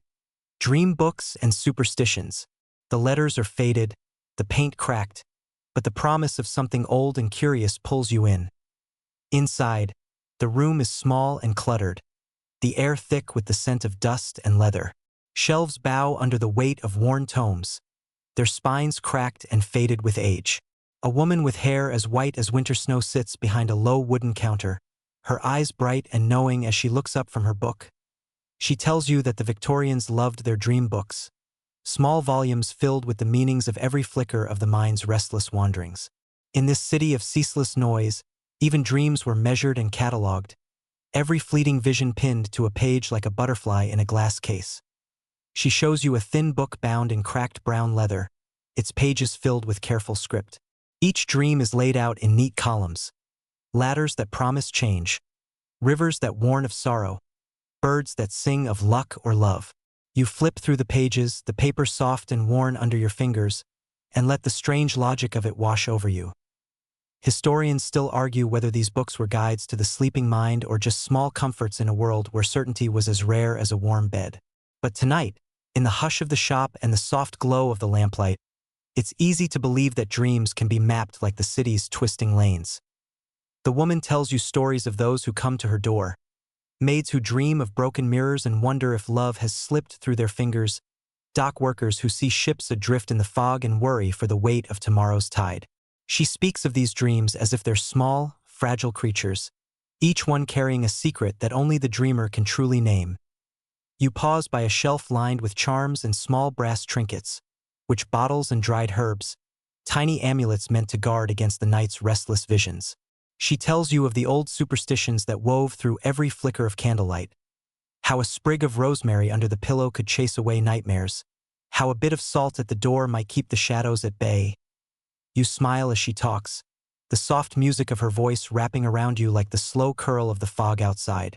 You think of all the small ways people tried to hold back the dark, of the tea and the tonics, the candles and the clocks, the gentle weight of a feather pillow and the soft sigh of a lullaby. You slip a small dream book into your pocket, the leather cool and smooth against your palm. Outside, the fog seems to part just a little, the lamplight a quiet beacon in the dark. You thank the woman and step back into the night, the scent of old paper and dried herbs still clinging to your coat as you walk on. The dream book a small weight in your pocket, you let your mind wander through the pages of your own quiet imaginings. You pass a window where a man sits at a writing desk, his head bowed over a page that glows in the candlelight. His quill moves slow and steady, each word a soft step toward something that might be sleep or might be the echo of a dream. You smile as you walk, the night cool and close around you, and think that maybe dreams are just the mind's way of walking home. Each one a step, a breath, a soft promise that even in this city of restless shadows, there's a path that leads to quiet. The dream book presses softly against your side as you walk, a quiet promise in your pocket. The fog seems to swirl a little slower now, the city's restless breath grown gentle for a moment. But even in the hush, there are shadows that creep and scuttle, small reminders that sleep is never truly certain. You turn down an alley lined with crooked houses, their windows dark but for the faint glow of a single candle here and there. The air smells of wet brick and old wood, the sharp tang of coal smoke lingering in the fog. You pause by a doorway where a man with a thin face and tired eyes huddles against the cold. His coat pulled tight around him, he tells you, with a weary shrug, that the worst enemy of sleep in this city isn't the fog or the noise. It's the bedbugs. The Victorians called them the plague of the night, tiny armies that marched across every pillow and blanket, their bite a cruel reminder that even in the softest bed, rest can be stolen away. Historians still argue whether the endless battle against bedbugs was ever truly won, or if the war was simply another layer of the city's quiet desperation. But here, in this narrow alley that smells of damp stone and coal smoke, it's clear that the fight is as real as the cold air on your skin. The man shows you a small tin of powder, the label faded and stained. "Bug dust," he says with a tired laugh. "Enough to keep the little beasts at bay for a night or two if you're lucky." You take the tin and turn it over in your hands, the metal cool and smooth. You wonder how many nights have been spent in the scratch and sigh of half-sleep, the quiet struggle beneath the blankets. You pass a window where a woman beats a mattress with a broom, her thin arms moving with a fierce, determined rhythm. The thud of it echoes down the alley, each strike a small defiance against the restless dark. She tells you that some swear by scalding water, others by vinegar or quicklime, but she trusts the simple strength of her own two hands. You watch as she pauses to catch her breath, her face flushed and her eyes bright with something that might be hope or just the need to keep moving. You nod to her, a silent prayer that tonight, at least, her bed will be quiet. You wander on, the alley opening up into a small courtyard where laundry hangs limp on the lines. A maid stands beside a steaming kettle, the water hissing as she pours it into a basin. She tells you, with a small, weary smile, that she boils every sheet and pillowcase once a week. "Just in case," she says, her voice a soft echo in the fog. You help her lift a heavy quilt from the steaming water, the fabric warm and wet against your hands. She thanks you with a nod, and you see the tired gratitude in her eyes. Sleep, here, is a prize won by slow, careful work, a battle fought in every ragged seam and water-stained corner. You walk on, the memory of the warm water and the sharp, clean scent of soap following you down the lane. The dream book in your pocket feels heavier now, each step a quiet reminder that sleep is never simple, never certain. In this city of flickering gaslight and endless noise, even the smallest comfort is hard-won, a victory measured in the hush of breath and the soft drift of an unbroken dream. You pass a small shop where a faded sign reads, "Feather beds and flea bites, a guide to rest." The window is filled with battered pillows and small jars of powders and salves, each one promising a night's peace in a world that never stops moving. You smile at the sign, the gentle humor of it a balm against the cold, and step back into the night, the fog curling around your shoulders like a soft blanket as you walk. You think of all the small battles fought behind every shuttered window, the hush of a lullaby, the quiet scrape of a broom, the soft glow of a candle in the dark. And you let yourself believe, just for a moment, that in each of these small rituals, there's a promise of something better. A promise of sleep, of quiet, of dreams that rise like mist in the night and drift away on the slow breath of the fog. The fog clings to your coat like a damp memory as you walk, the quiet weight of the night settling into your bones. Each street seems to breathe with its own slow rhythm, the gas lamps flickering in pools of soft gold, their glow blurred by the mist. You pass a row of houses where the chimneys lean at odd angles, their bricks slick with rain and the soot of countless fires. You pause at the edge of a narrow lane, the scent of damp earth and coal smoke sharp in your lungs. There, in the half-light, you see a small figure moving with careful precision, a young maid with a feather duster clutched in her hand. She's not dusting the furniture or the paintings, though no, she's standing beside a bed, the soft ruffle of feathers brushing across the sheets in slow, deliberate strokes. You step closer, and she looks up at you with a small, wry smile. "Old cure," she says, her voice a soft whisper in the hush of the night. "They say a feather duster's dance can chase the bad dreams away."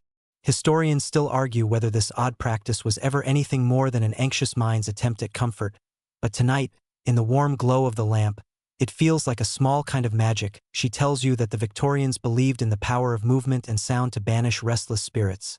The gentle sweep of the feathers, the soft whisper of the bristles against the bed, a quiet rhythm that might lull the mind to stillness. She moves with a dancer's grace, each flick of the duster a gentle sweep across the sheets, the motion almost hypnotic in the soft, flickering light. You watch her for a moment, the hush of the room wrapping around you like a warm blanket. The bed is simple, a narrow mattress piled high with pillows, the covers worn but clean. The air smells of lavender and beeswax, the faint perfume of 100 small hopes that maybe tonight will be different.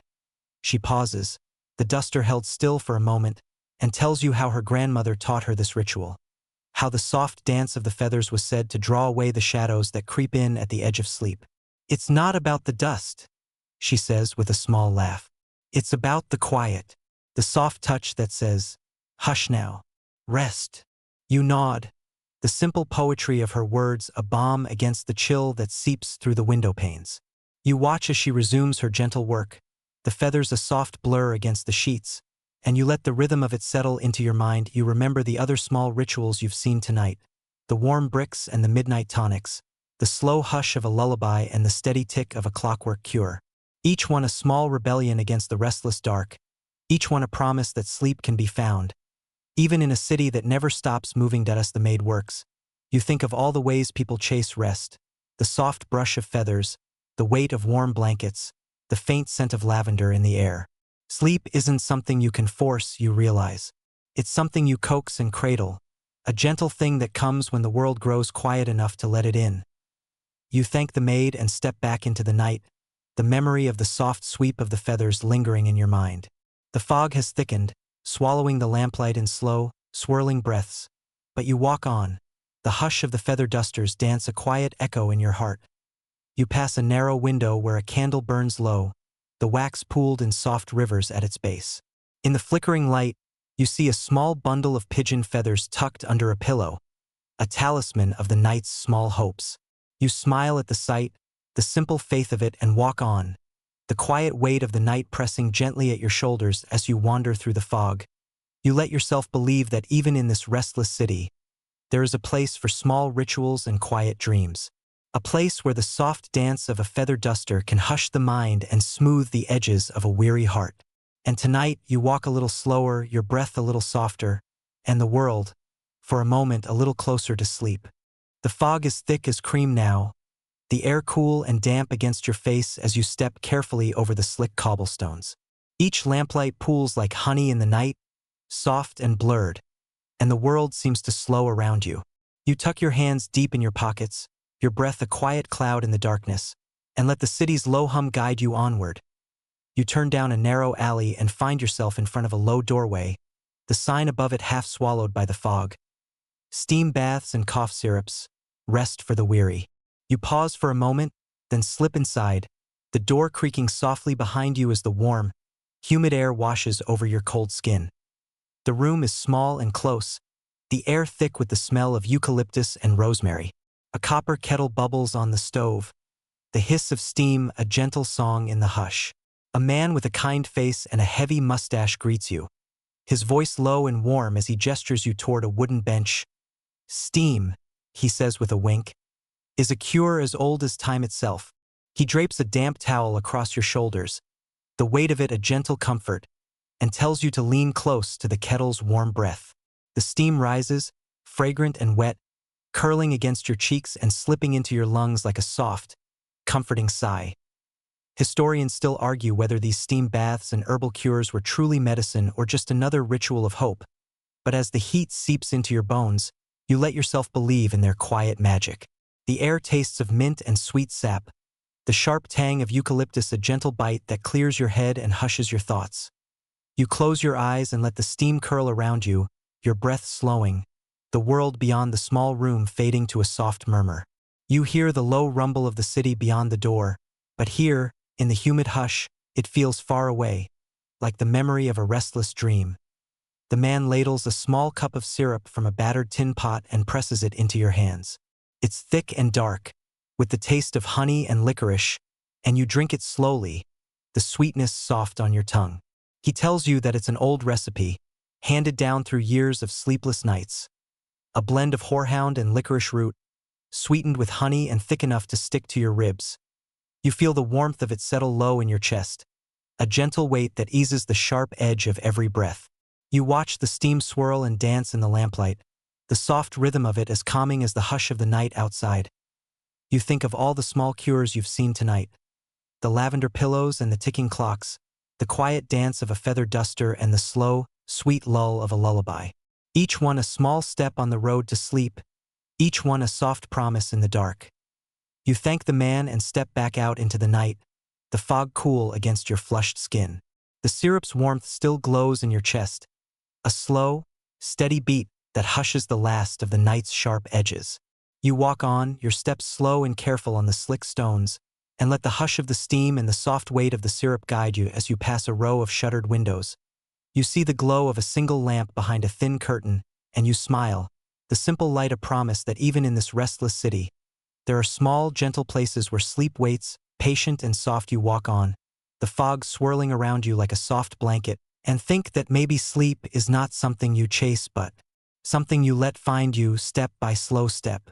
And tonight, with the taste of honey still on your lips and the soft hush of steam in your ears, you let yourself believe that rest is close, just around the next bend, waiting in the quiet heart of the night. You step back into the night, the fog pressing close around you, thick and soft as an old quilt. The steam's warmth still clings to your skin, your breath slow and quiet in the hush of the city's sigh. You walk with your head low, the cobblestones slick beneath your boots, each step a slow echo in the fog's gentle breath as you wander. You find yourself in a part of the city where the air smells of earth and old secrets. A small shop leans crooked against a narrow lane, the sign above the door painted in careful, curling script, nightshade and foxglove, botanical sleep aids. The door creaks as you push it open, the warm light spilling out in soft, golden waves. Inside, the room is close and shadowed, shelves lined with jars of dried herbs and twisted roots. The scent of dried leaves and sweet sap is thick in the air, mingling with the faint tang of something darker, something that makes your breath catch just a little. A woman with dark hair and bright eyes greets you, her hands stained green from the press of leaves. She tells you that the Victorians had a fascination with the plants that walked the line between medicine and poison, nightshade and foxglove, valerian and belladonna. A drop too much, she says with a small, wry smile. And sleep becomes something deeper than dreams. Historians still argue whether these potions were blessings or curses, but here, in the soft hush of the shop, the difference feels like a breath you hold too long. She shows you a small bottle of tincture, the liquid dark and thick as ink. It's made from foxglove, she says, a plant prized for its power to steady the heart and hush the mind. You hold the bottle up to the lamplight, the glass warm in your hand, and wonder at the thin line between healing and harm. She tells you stories of the old remedies, of nightshade berries brewed into syrups, of belladonna drops slipped beneath the tongue to slow the pulse and hush the mind's chatter. Her voice is soft, each word a small step deeper into the hush of the room. You listen, the gentle rhythm of her words as soothing as the scent of crushed mint and lavender that clings to the air. You take a small sip of the foxglove tincture, the taste bitter and green on your tongue, and feel the slow warmth of it settle in your chest. Outside, the fog presses against the window, the soft glow of the gas lamps a distant, gentle light. In this quiet shop, with the weight of ancient cures and the soft promise of sleep in every jar, the city's restless noise fades to a hush. The woman tells you that sleep, in the end, is just a gentle surrender. A breath let out slow and easy, a letting go of the night's sharp edges. You watch her fingers move through the herbs, each leaf and stem a small promise held in the quiet green of the earth. You thank her and slip back out into the fog, the small bottle of foxglove tincture warm in your pocket. The air is cold and damp, the mist clinging to your lashes, but the warmth of the shop's soft light lingers in your chest. You walk on, the hush of the city folding around you, each step a slow drift deeper into the night's quiet heart. You pass a row of narrow houses, their windows dark but for a faint glow behind thin curtains, and you think of the old remedies, of the fine line between comfort and danger, of the small, careful steps that lead to sleep. You let the memory of the shop and the soft weight of the tincture guide your steps, each breath a slow, quiet promise in the hush of the fog, and tonight, in the gentle murmur of the mist and the quiet memory of green leaves and bitter roots, you feel closer to sleep than you have in nights past. You walk a little slower, your breath a little deeper, and let the night wrap around you like the soft hush of a lullaby that has no end. The night grows colder as you walk, the fog clinging to your coat in soft curls, the scent of wet stone and coal smoke thick in your lungs. The small bottle of foxglove tincture rests in your pocket like a warm breath, a quiet promise against the restless dark. You walk on, the city's hum muffled and distant, each step a soft echo in the hush. You find yourself in a quiet street lined with narrow houses, the gas lamps casting long shadows that sway and dance with the fog.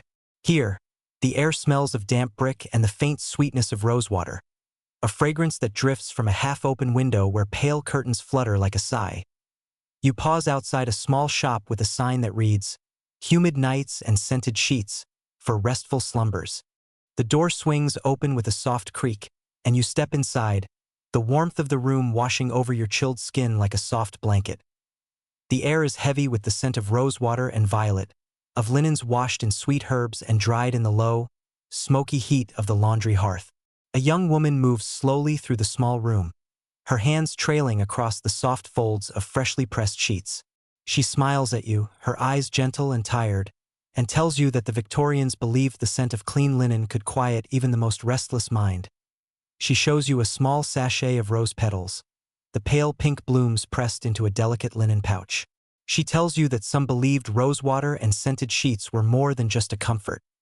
They were a shield against the night's cold breath, a soft promise that sleep could be coaxed from even the hardest hearts. Historians still argue whether the comfort of these scented sheets was enough to chase away the night's worries. But tonight, you let yourself believe. She lifts a bundle of freshly washed linen from the basket, the fabric still warm and damp, the scent of rose and soap clinging to the folds. She tells you that in the humid rooms of the city, where the air was thick and close, the gentle scent of clean linen was a comfort as old as the streets themselves. You watch as she folds each sheet with slow, deliberate care, her hands moving like a lullaby. She offers you a small square of linen, the rosewater scent soft and sweet on your fingertips. You press it to your face, the warmth of it a small, quiet comfort that hushes the noise of your thoughts. You thank her, and she tucks a small sachet of rose petals into your coat pocket, the scent a gentle promise that even in this restless city, there are soft places to rest. You leave the shop, the fog pressing close around you, and walk slowly through the quiet streets. Each breath tastes of rosewater and damp earth, each step a small echo in the hush of the night. You pass a window where a candle burns low, the pale light soft and flickering, and you think of the woman and her careful hands, of the soft weight of warm linen and the sweet hush of rosewater in the air. You pause by a low stone wall, the scent of roses clinging to your coat, and let the memory of the shop settle in your chest like a quiet breath. Sleep feels close tonight, a soft promise in the hush of the fog and the warm scent of clean sheets. You let yourself believe that maybe the city's restless heart can be hushed, if only for a moment. You walk on, the quiet weight of the night around you, the fog a soft whisper against your skin. Each step is slower now, each breath a little deeper, and you let the scent of roses and the memory of warm linen guide you. In this quiet hour, with the world soft and slow around you, you feel the hush of sleep at the edge of your thoughts, patient and gentle as the fog that drifts in the dark. The night stretches out before you, a soft river of fog and lamplight that winds between the old houses and narrow lanes. The city's breath is slow and quiet, the hush of the hour pressing close around you. The scent of rosewater clings to your coat, a gentle perfume in the cold, and each step feels like a slow dance into the heart of the dark. You wander past a row of crooked chimneys, their bricks damp and crumbling, and find yourself standing at the edge of a narrow yard. Here, in the soft hush of the fog, you see a curious sight. A small chimney stack that leans out over a low bed of coals, its bricks warm and ruddy in the lamplight, and a man stands beside it, his face lined with years and soot, his hands wrapped in thick woolen gloves. He tells you, with a wry smile, that the Victorians believed in the chimney cure, a curious practice of sleeping near the warm breath of a chimney, the faint heat and soft draft meant to coax away nightmares and soothe the restless heart. Historians still argue whether this odd practice was ever truly a cure, or just another small comfort in a world that offered so few. But tonight, in the hush of the fog and the slow glow of the coals, it's easy to believe in the soft promise of the chimney's warmth.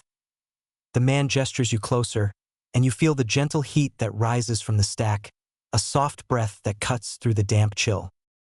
He tells you that some nights, when the wind howls and the rain lashes at the windows, he pulls his narrow bed close to the chimney's mouth, the warm draft a gentle lullaby that hushes the night's cold sigh. You close your eyes and let the warmth of the chimney settle into your bones, the soft glow of the coals a quiet light in the dark. The man tells you stories of the old city, of how the rooftops are a patchwork of bricks and secrets, each chimney a small beacon in the endless fog. He speaks of the way the warm draft hums like a gentle breath, a soft rhythm that soothes the mind and slows the restless heart. You listen, the hush of his words and the quiet crackle of the coals a soft music that blends with the murmur of the fog outside. You think of all the ways people chase sleep in this city, of the feather pillows and the warm bricks, the scented linen and the gentle lull of lullabies. And here, at the chimney's edge, you feel the quiet comfort of a warm draft and a small, steady flame. You thank the man and step back into the night, the faint scent of coal smoke clinging to your coat. The fog seems to curl around you like a slow river, each step a soft echo in the hush.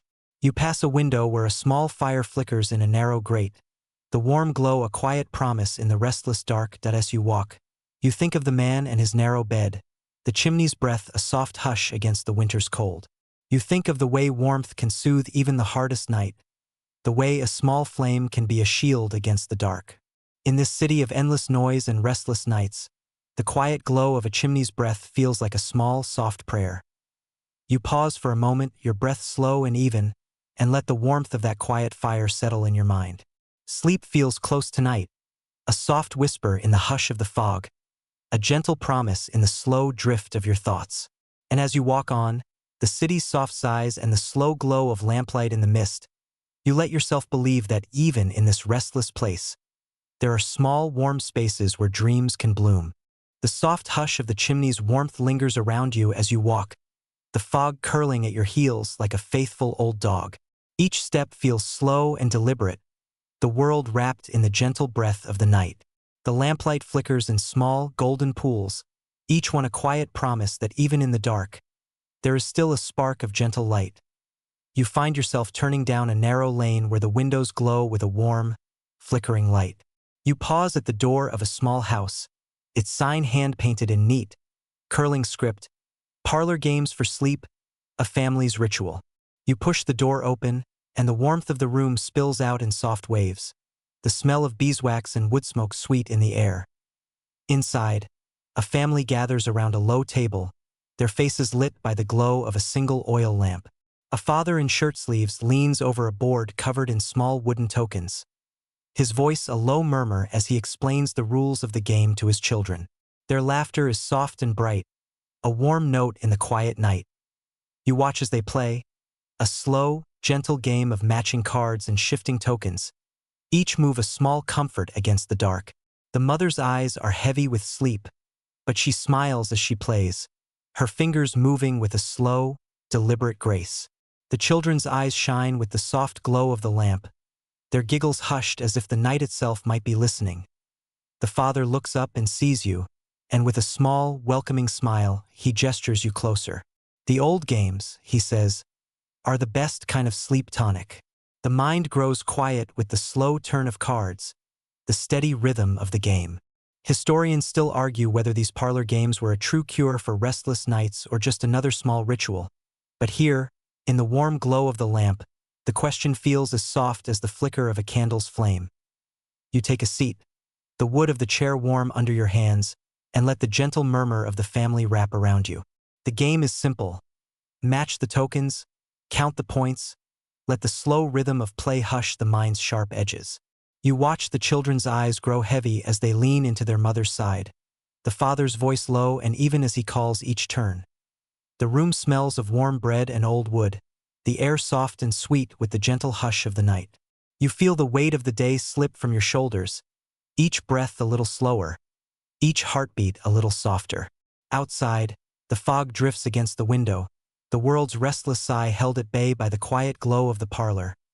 You think of all the ways people chase sleep in this city, of the potions and the powders, the warm bricks and the heavy curtains.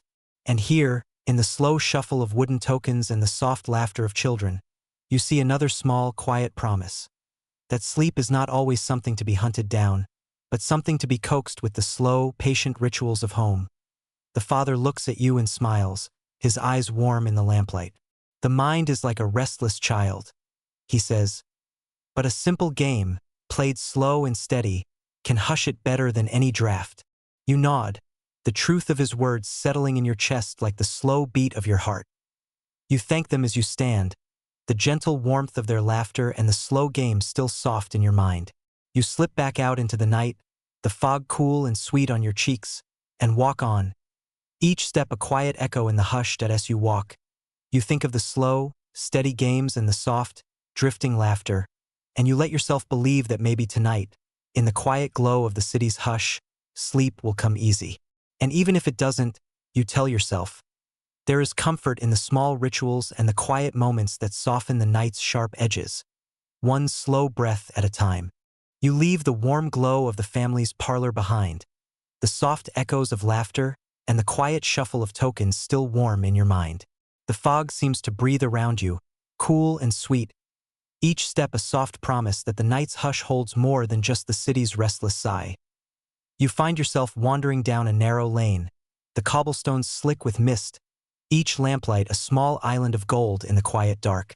The houses lean close, their windows shuttered tight against the cold, and you feel the city's soft murmur around you like a lullaby in a small courtyard.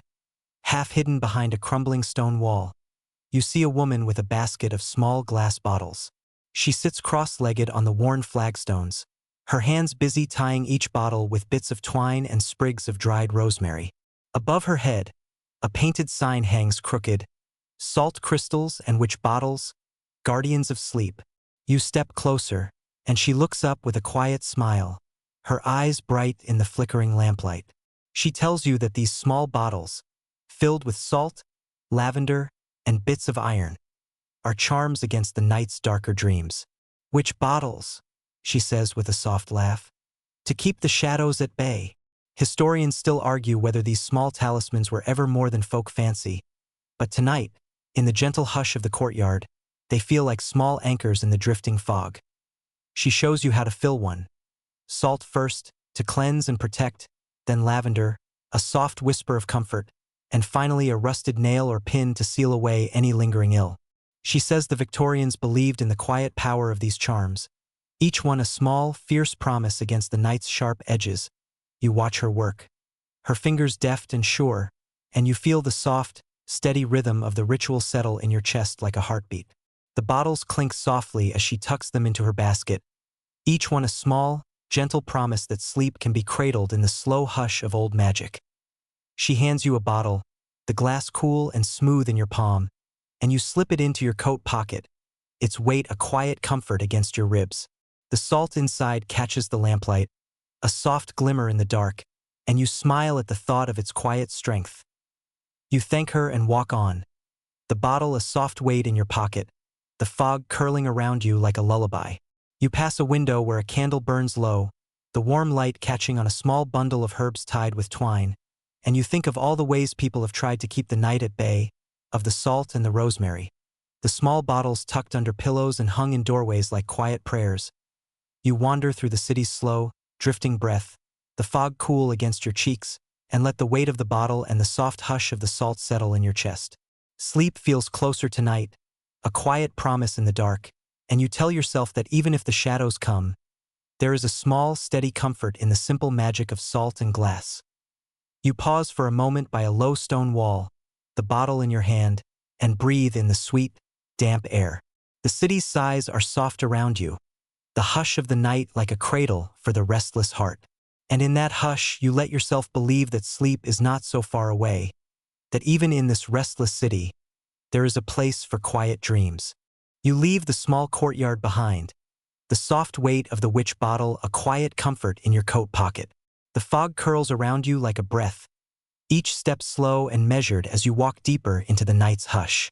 The lamplight flickers in the mist, a soft glow that seems to hold the city's restless breath at bay.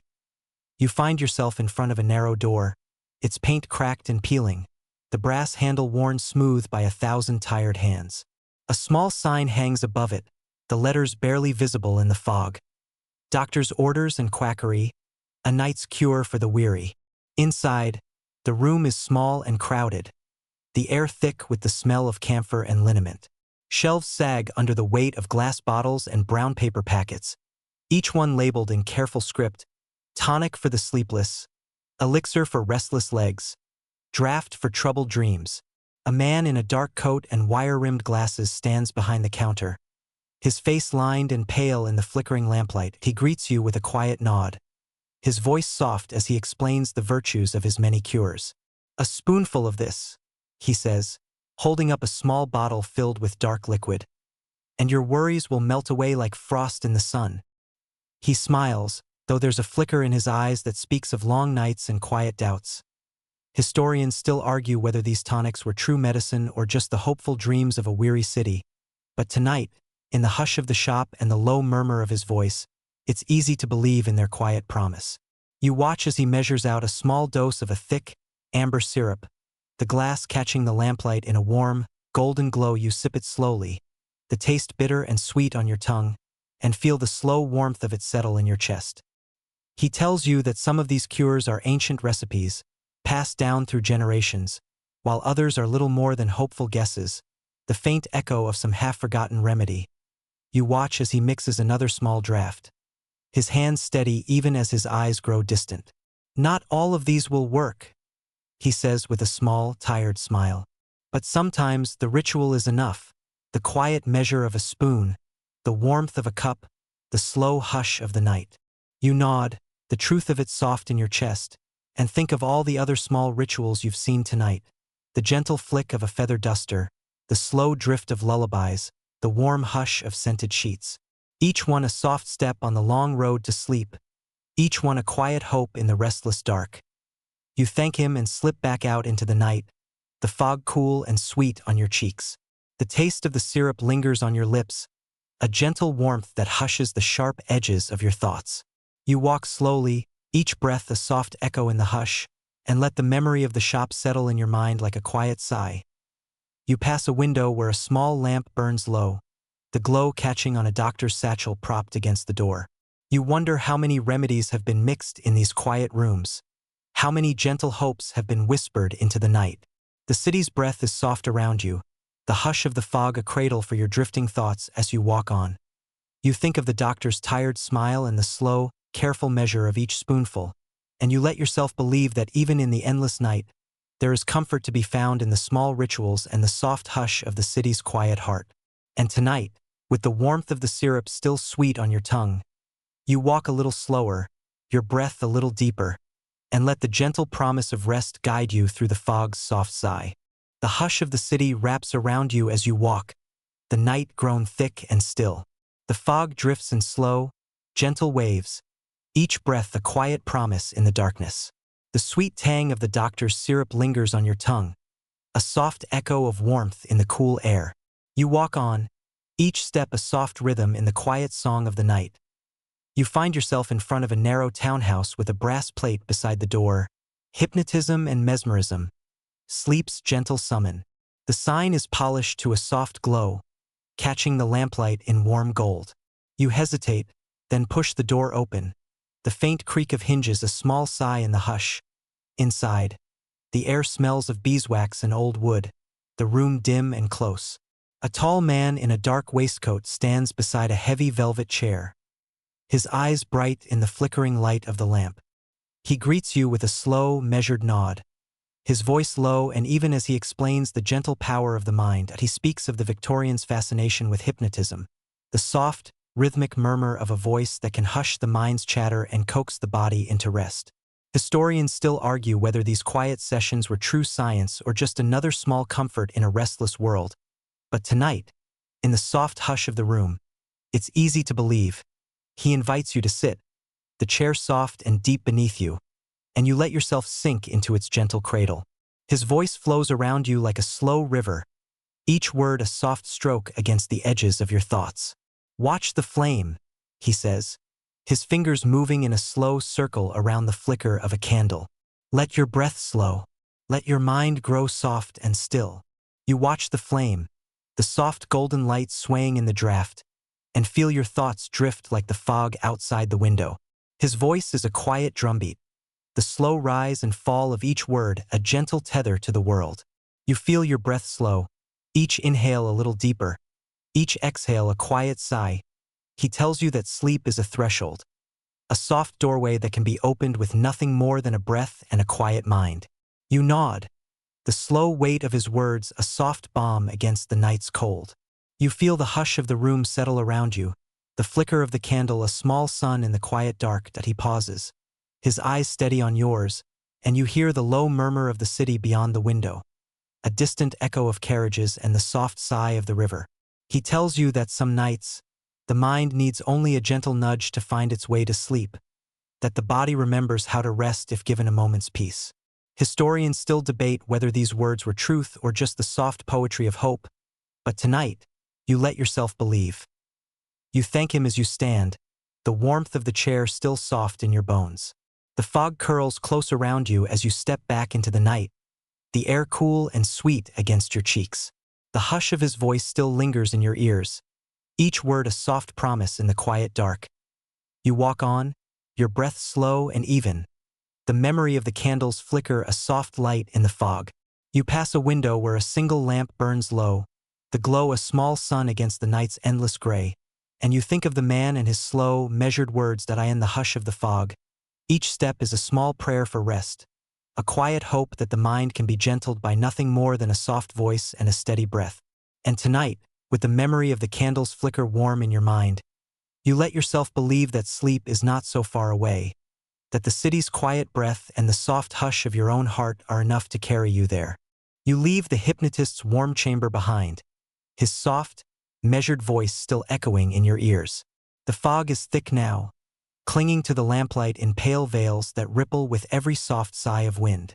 You walk on, the slow beat of your heart a quiet rhythm in the hush of the city's breath. The narrow streets open out onto a wide road that stretches toward the river, the scent of salt and damp stone rising to meet you. The air tastes clean and cold, the soft brine of the river's slow breath mingling with the sweet memory of rosewater and warm linen. You find yourself drawn toward the docks, the faint slap of water against the pilings a quiet song in the night. There, at the edge of the city's restless heart, you see a small, low building with a sign that reads, "Seaside air and salt breezes. Nature's remedy for restless minds." You step inside, the scent of salt and brine sharp and sweet on your lips. The room is open and airy, the walls whitewashed and bright even in the soft glow of the gas lamps. A woman with sea-gray eyes and wind-roughened hands smiles at you from behind a counter piled with small glass bottles of sea salt and briny herbs. She tells you that the Victorians believed in the power of the sea air, that the sharp bite of the salt breeze and the endless hush of the waves could wash away even the city's hardest worries. Historians still argue whether this faith in the seaside's gentle breath was medicine or just the poetry of longing, but tonight, in the hush of the salt-scented air, you feel the soft truth of it in every breath. She hands you a small paper cone filled with sea salt, the crystals cool and sharp against your fingertips. She tells you to scatter them on your windowsill, to let the salt catch the damp air and draw away the night's stale sighs. "Let the sea's breath in," she says with a smile. "It'll quiet the mind like nothing else." You thank her and step back outside, the salt crystals a small weight in your pocket, their quiet promise bright in the dark. The air tastes of the river now, the slow drift of brine and fog wrapping around you in a cool, gentle hush. You pause by the water's edge and close your eyes, the soft lap of waves against the stone a lullaby older than any cradle song. You think of all the quiet remedies you've found tonight, of the soft dance of the feather duster and the warm hush of the steam bath, of the slow, sweet flicker of a candle's light and the gentle pull of a hypnotist's voice. Each one a small, bright light in the dark, each one a quiet hope in the city's endless night. You walk on, the salt's faint rattle in your pocket a soft music in the hush. You pass a row of small boats bobbing in the water, their masts swaying in the river's slow breath, and you think of the way the sea air settles in your chest, a clean, quiet peace that seems to hush even the sharpest thoughts as you turn back toward the city. The fog thick around your shoulders, you let the salt's gentle promise settle in your bones. Sleep feels close tonight, a soft sigh at the edge of your thoughts, and you let yourself believe that maybe the sea's breath can carry you there. And tonight, in the soft hush of the river's slow drift and the sharp, sweet scent of salt on your lips, you walk a little slower, your breath a little deeper, and let the gentle promise of rest guide you home. The river's slow murmur fades behind you as you walk back into the city's winding lanes, the salt-scented air still clinging to your coat. The fog drifts low and heavy, soft as a sigh, and each step feels like a quiet promise in the hush of the night. You find yourself at the edge of a narrow courtyard, the cobblestones slick and glistening under the lamplight. A single window glows in the dark, and you see the faint outline of a figure moving behind the glass. You pause, drawn by the soft glow and the hush of the night, and slip quietly through the low gate inside. A man in a worn dressing gown sits by a low fire, the soft crackle of the coals a gentle lullaby in the small, close room. He looks up as you enter, his eyes warm and tired, and gestures you to a chair by the hearth. "Final rest," he says softly, his voice low and even. The night grows old, and the city sighs in its sleep. You sit, the warmth of the fire a soft cradle for your tired bones, and watch as he tends the coals with slow, steady hands. He tells you that sleep is the final rest of the body, a slow sigh that eases the sharp edges of the day. But it's also the city's breath, he says, his voice a soft murmur. Every bed, every sigh, every quiet breath in the dark. It's all part of the city's long, slow dream. Historians still argue whether these final hours of the night are the city's quiet death or its soft rebirth. But here, in the hush of the small room, the question feels like a whisper. The man pours you a small glass of warm milk, the steam curling in the lamplight, and you sip it slowly, the soft heat settling in your chest like a gentle sigh. You watch the flames flicker in the grate, the slow dance of light and shadow as the city outside drifts deeper into the hush of sleep. The man tells you of the old beliefs, that the final hours before dawn are when the mind is closest to rest, when the dreams are deepest and the heart softest. You nod, the slow weight of the milk in your belly a small, sweet comfort. You think of all the small rituals you've seen tonight, the warm bricks and the soft hush of lavender, the flicker of candles and the slow rhythm of lullabies. Each one a quiet rebellion against the restless dark, each one a small, gentle promise that sleep can be found, even in the city's endless sigh. You close your eyes for a moment and let the hush of the room settle in your bones, the soft crackle of the coals and the slow, steady breath of the man across from you. Outside, the fog drifts like a slow tide, the lamplight a soft, golden glow in the endless gray. You open your eyes and thank the man, the warmth of the milk still sweet on your tongue, and step back out into the night. The air is cool and damp against your skin, the hush of the city a soft murmur in your ears. You walk slowly, each breath a quiet echo in the dark, and let the final rest of the night settle in your chest like a soft, slow sigh. You pass a window where a candle flickers low, the soft glow a small beacon in the restless dark, and you think of all the ways people find rest in this city. In the final hush before dawn, each breath is a quiet prayer, each step a small, soft promise. And tonight, in the slow drift of the fog and the gentle hush of your own breath, you let yourself believe that sleep is close, waiting just beyond the next corner, soft and patient as the hush of the city's final sigh. The last whispers of the night are soft as you walk, the hush of the city wrapping around you like a velvet cloak. The fog still breathes slow and sweet, the lamplight caught in its folds like fireflies in the dark. Each step feels measured, each breath a quiet echo of the city's slow sigh, and you let yourself drift with the gentle rhythm of it all. You pass by shuttered windows and silent doors, the world holding its breath as the first pale light of dawn begins to soften the edges of the night. The fog glows with a faint, pearly light, the river's slow murmur a soft song at the edge of your hearing. You pause on a narrow bridge, the stones cold beneath your boots, and watch as the water drifts beneath you, dark and quiet as sleep. Above you, The first birds stir in the eaves. Their sleepy chirps a quiet reminder that the world is waking, even if you're not quite ready to join it yet. You let your breath slow, each inhale cool and clean, each exhale a soft surrender to the hush of the city's final dream. You remember the warmth of the chimney's breath and the slow dance of the feather duster, the gentle flicker of the candle flame and the soft hush of the hypnotist's voice. You remember the taste of laudanum on your tongue and the slow drift of steam in the bathhouse, the gentle weight of the rose-scented linen and the quiet comfort of the dream book in your pocket.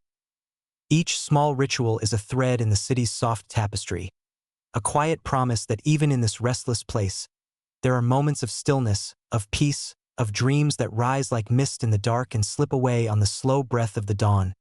You walk on, the city's final hush a soft cradle for your thoughts, and feel the slow warmth of sleep settle in your bones. You pass a doorway where a cat dozes in the shadows, its breath slow and deep, and you smile at the small, simple truth of it. Sleep is not always a grand cure, not always a final surrender. Sometimes it's just a soft moment, a gentle drift, a quiet breath in the hush of the world. The fog begins to thin as you turn the final corner, the first light of the morning creeping in pale and soft around the edges of the dark.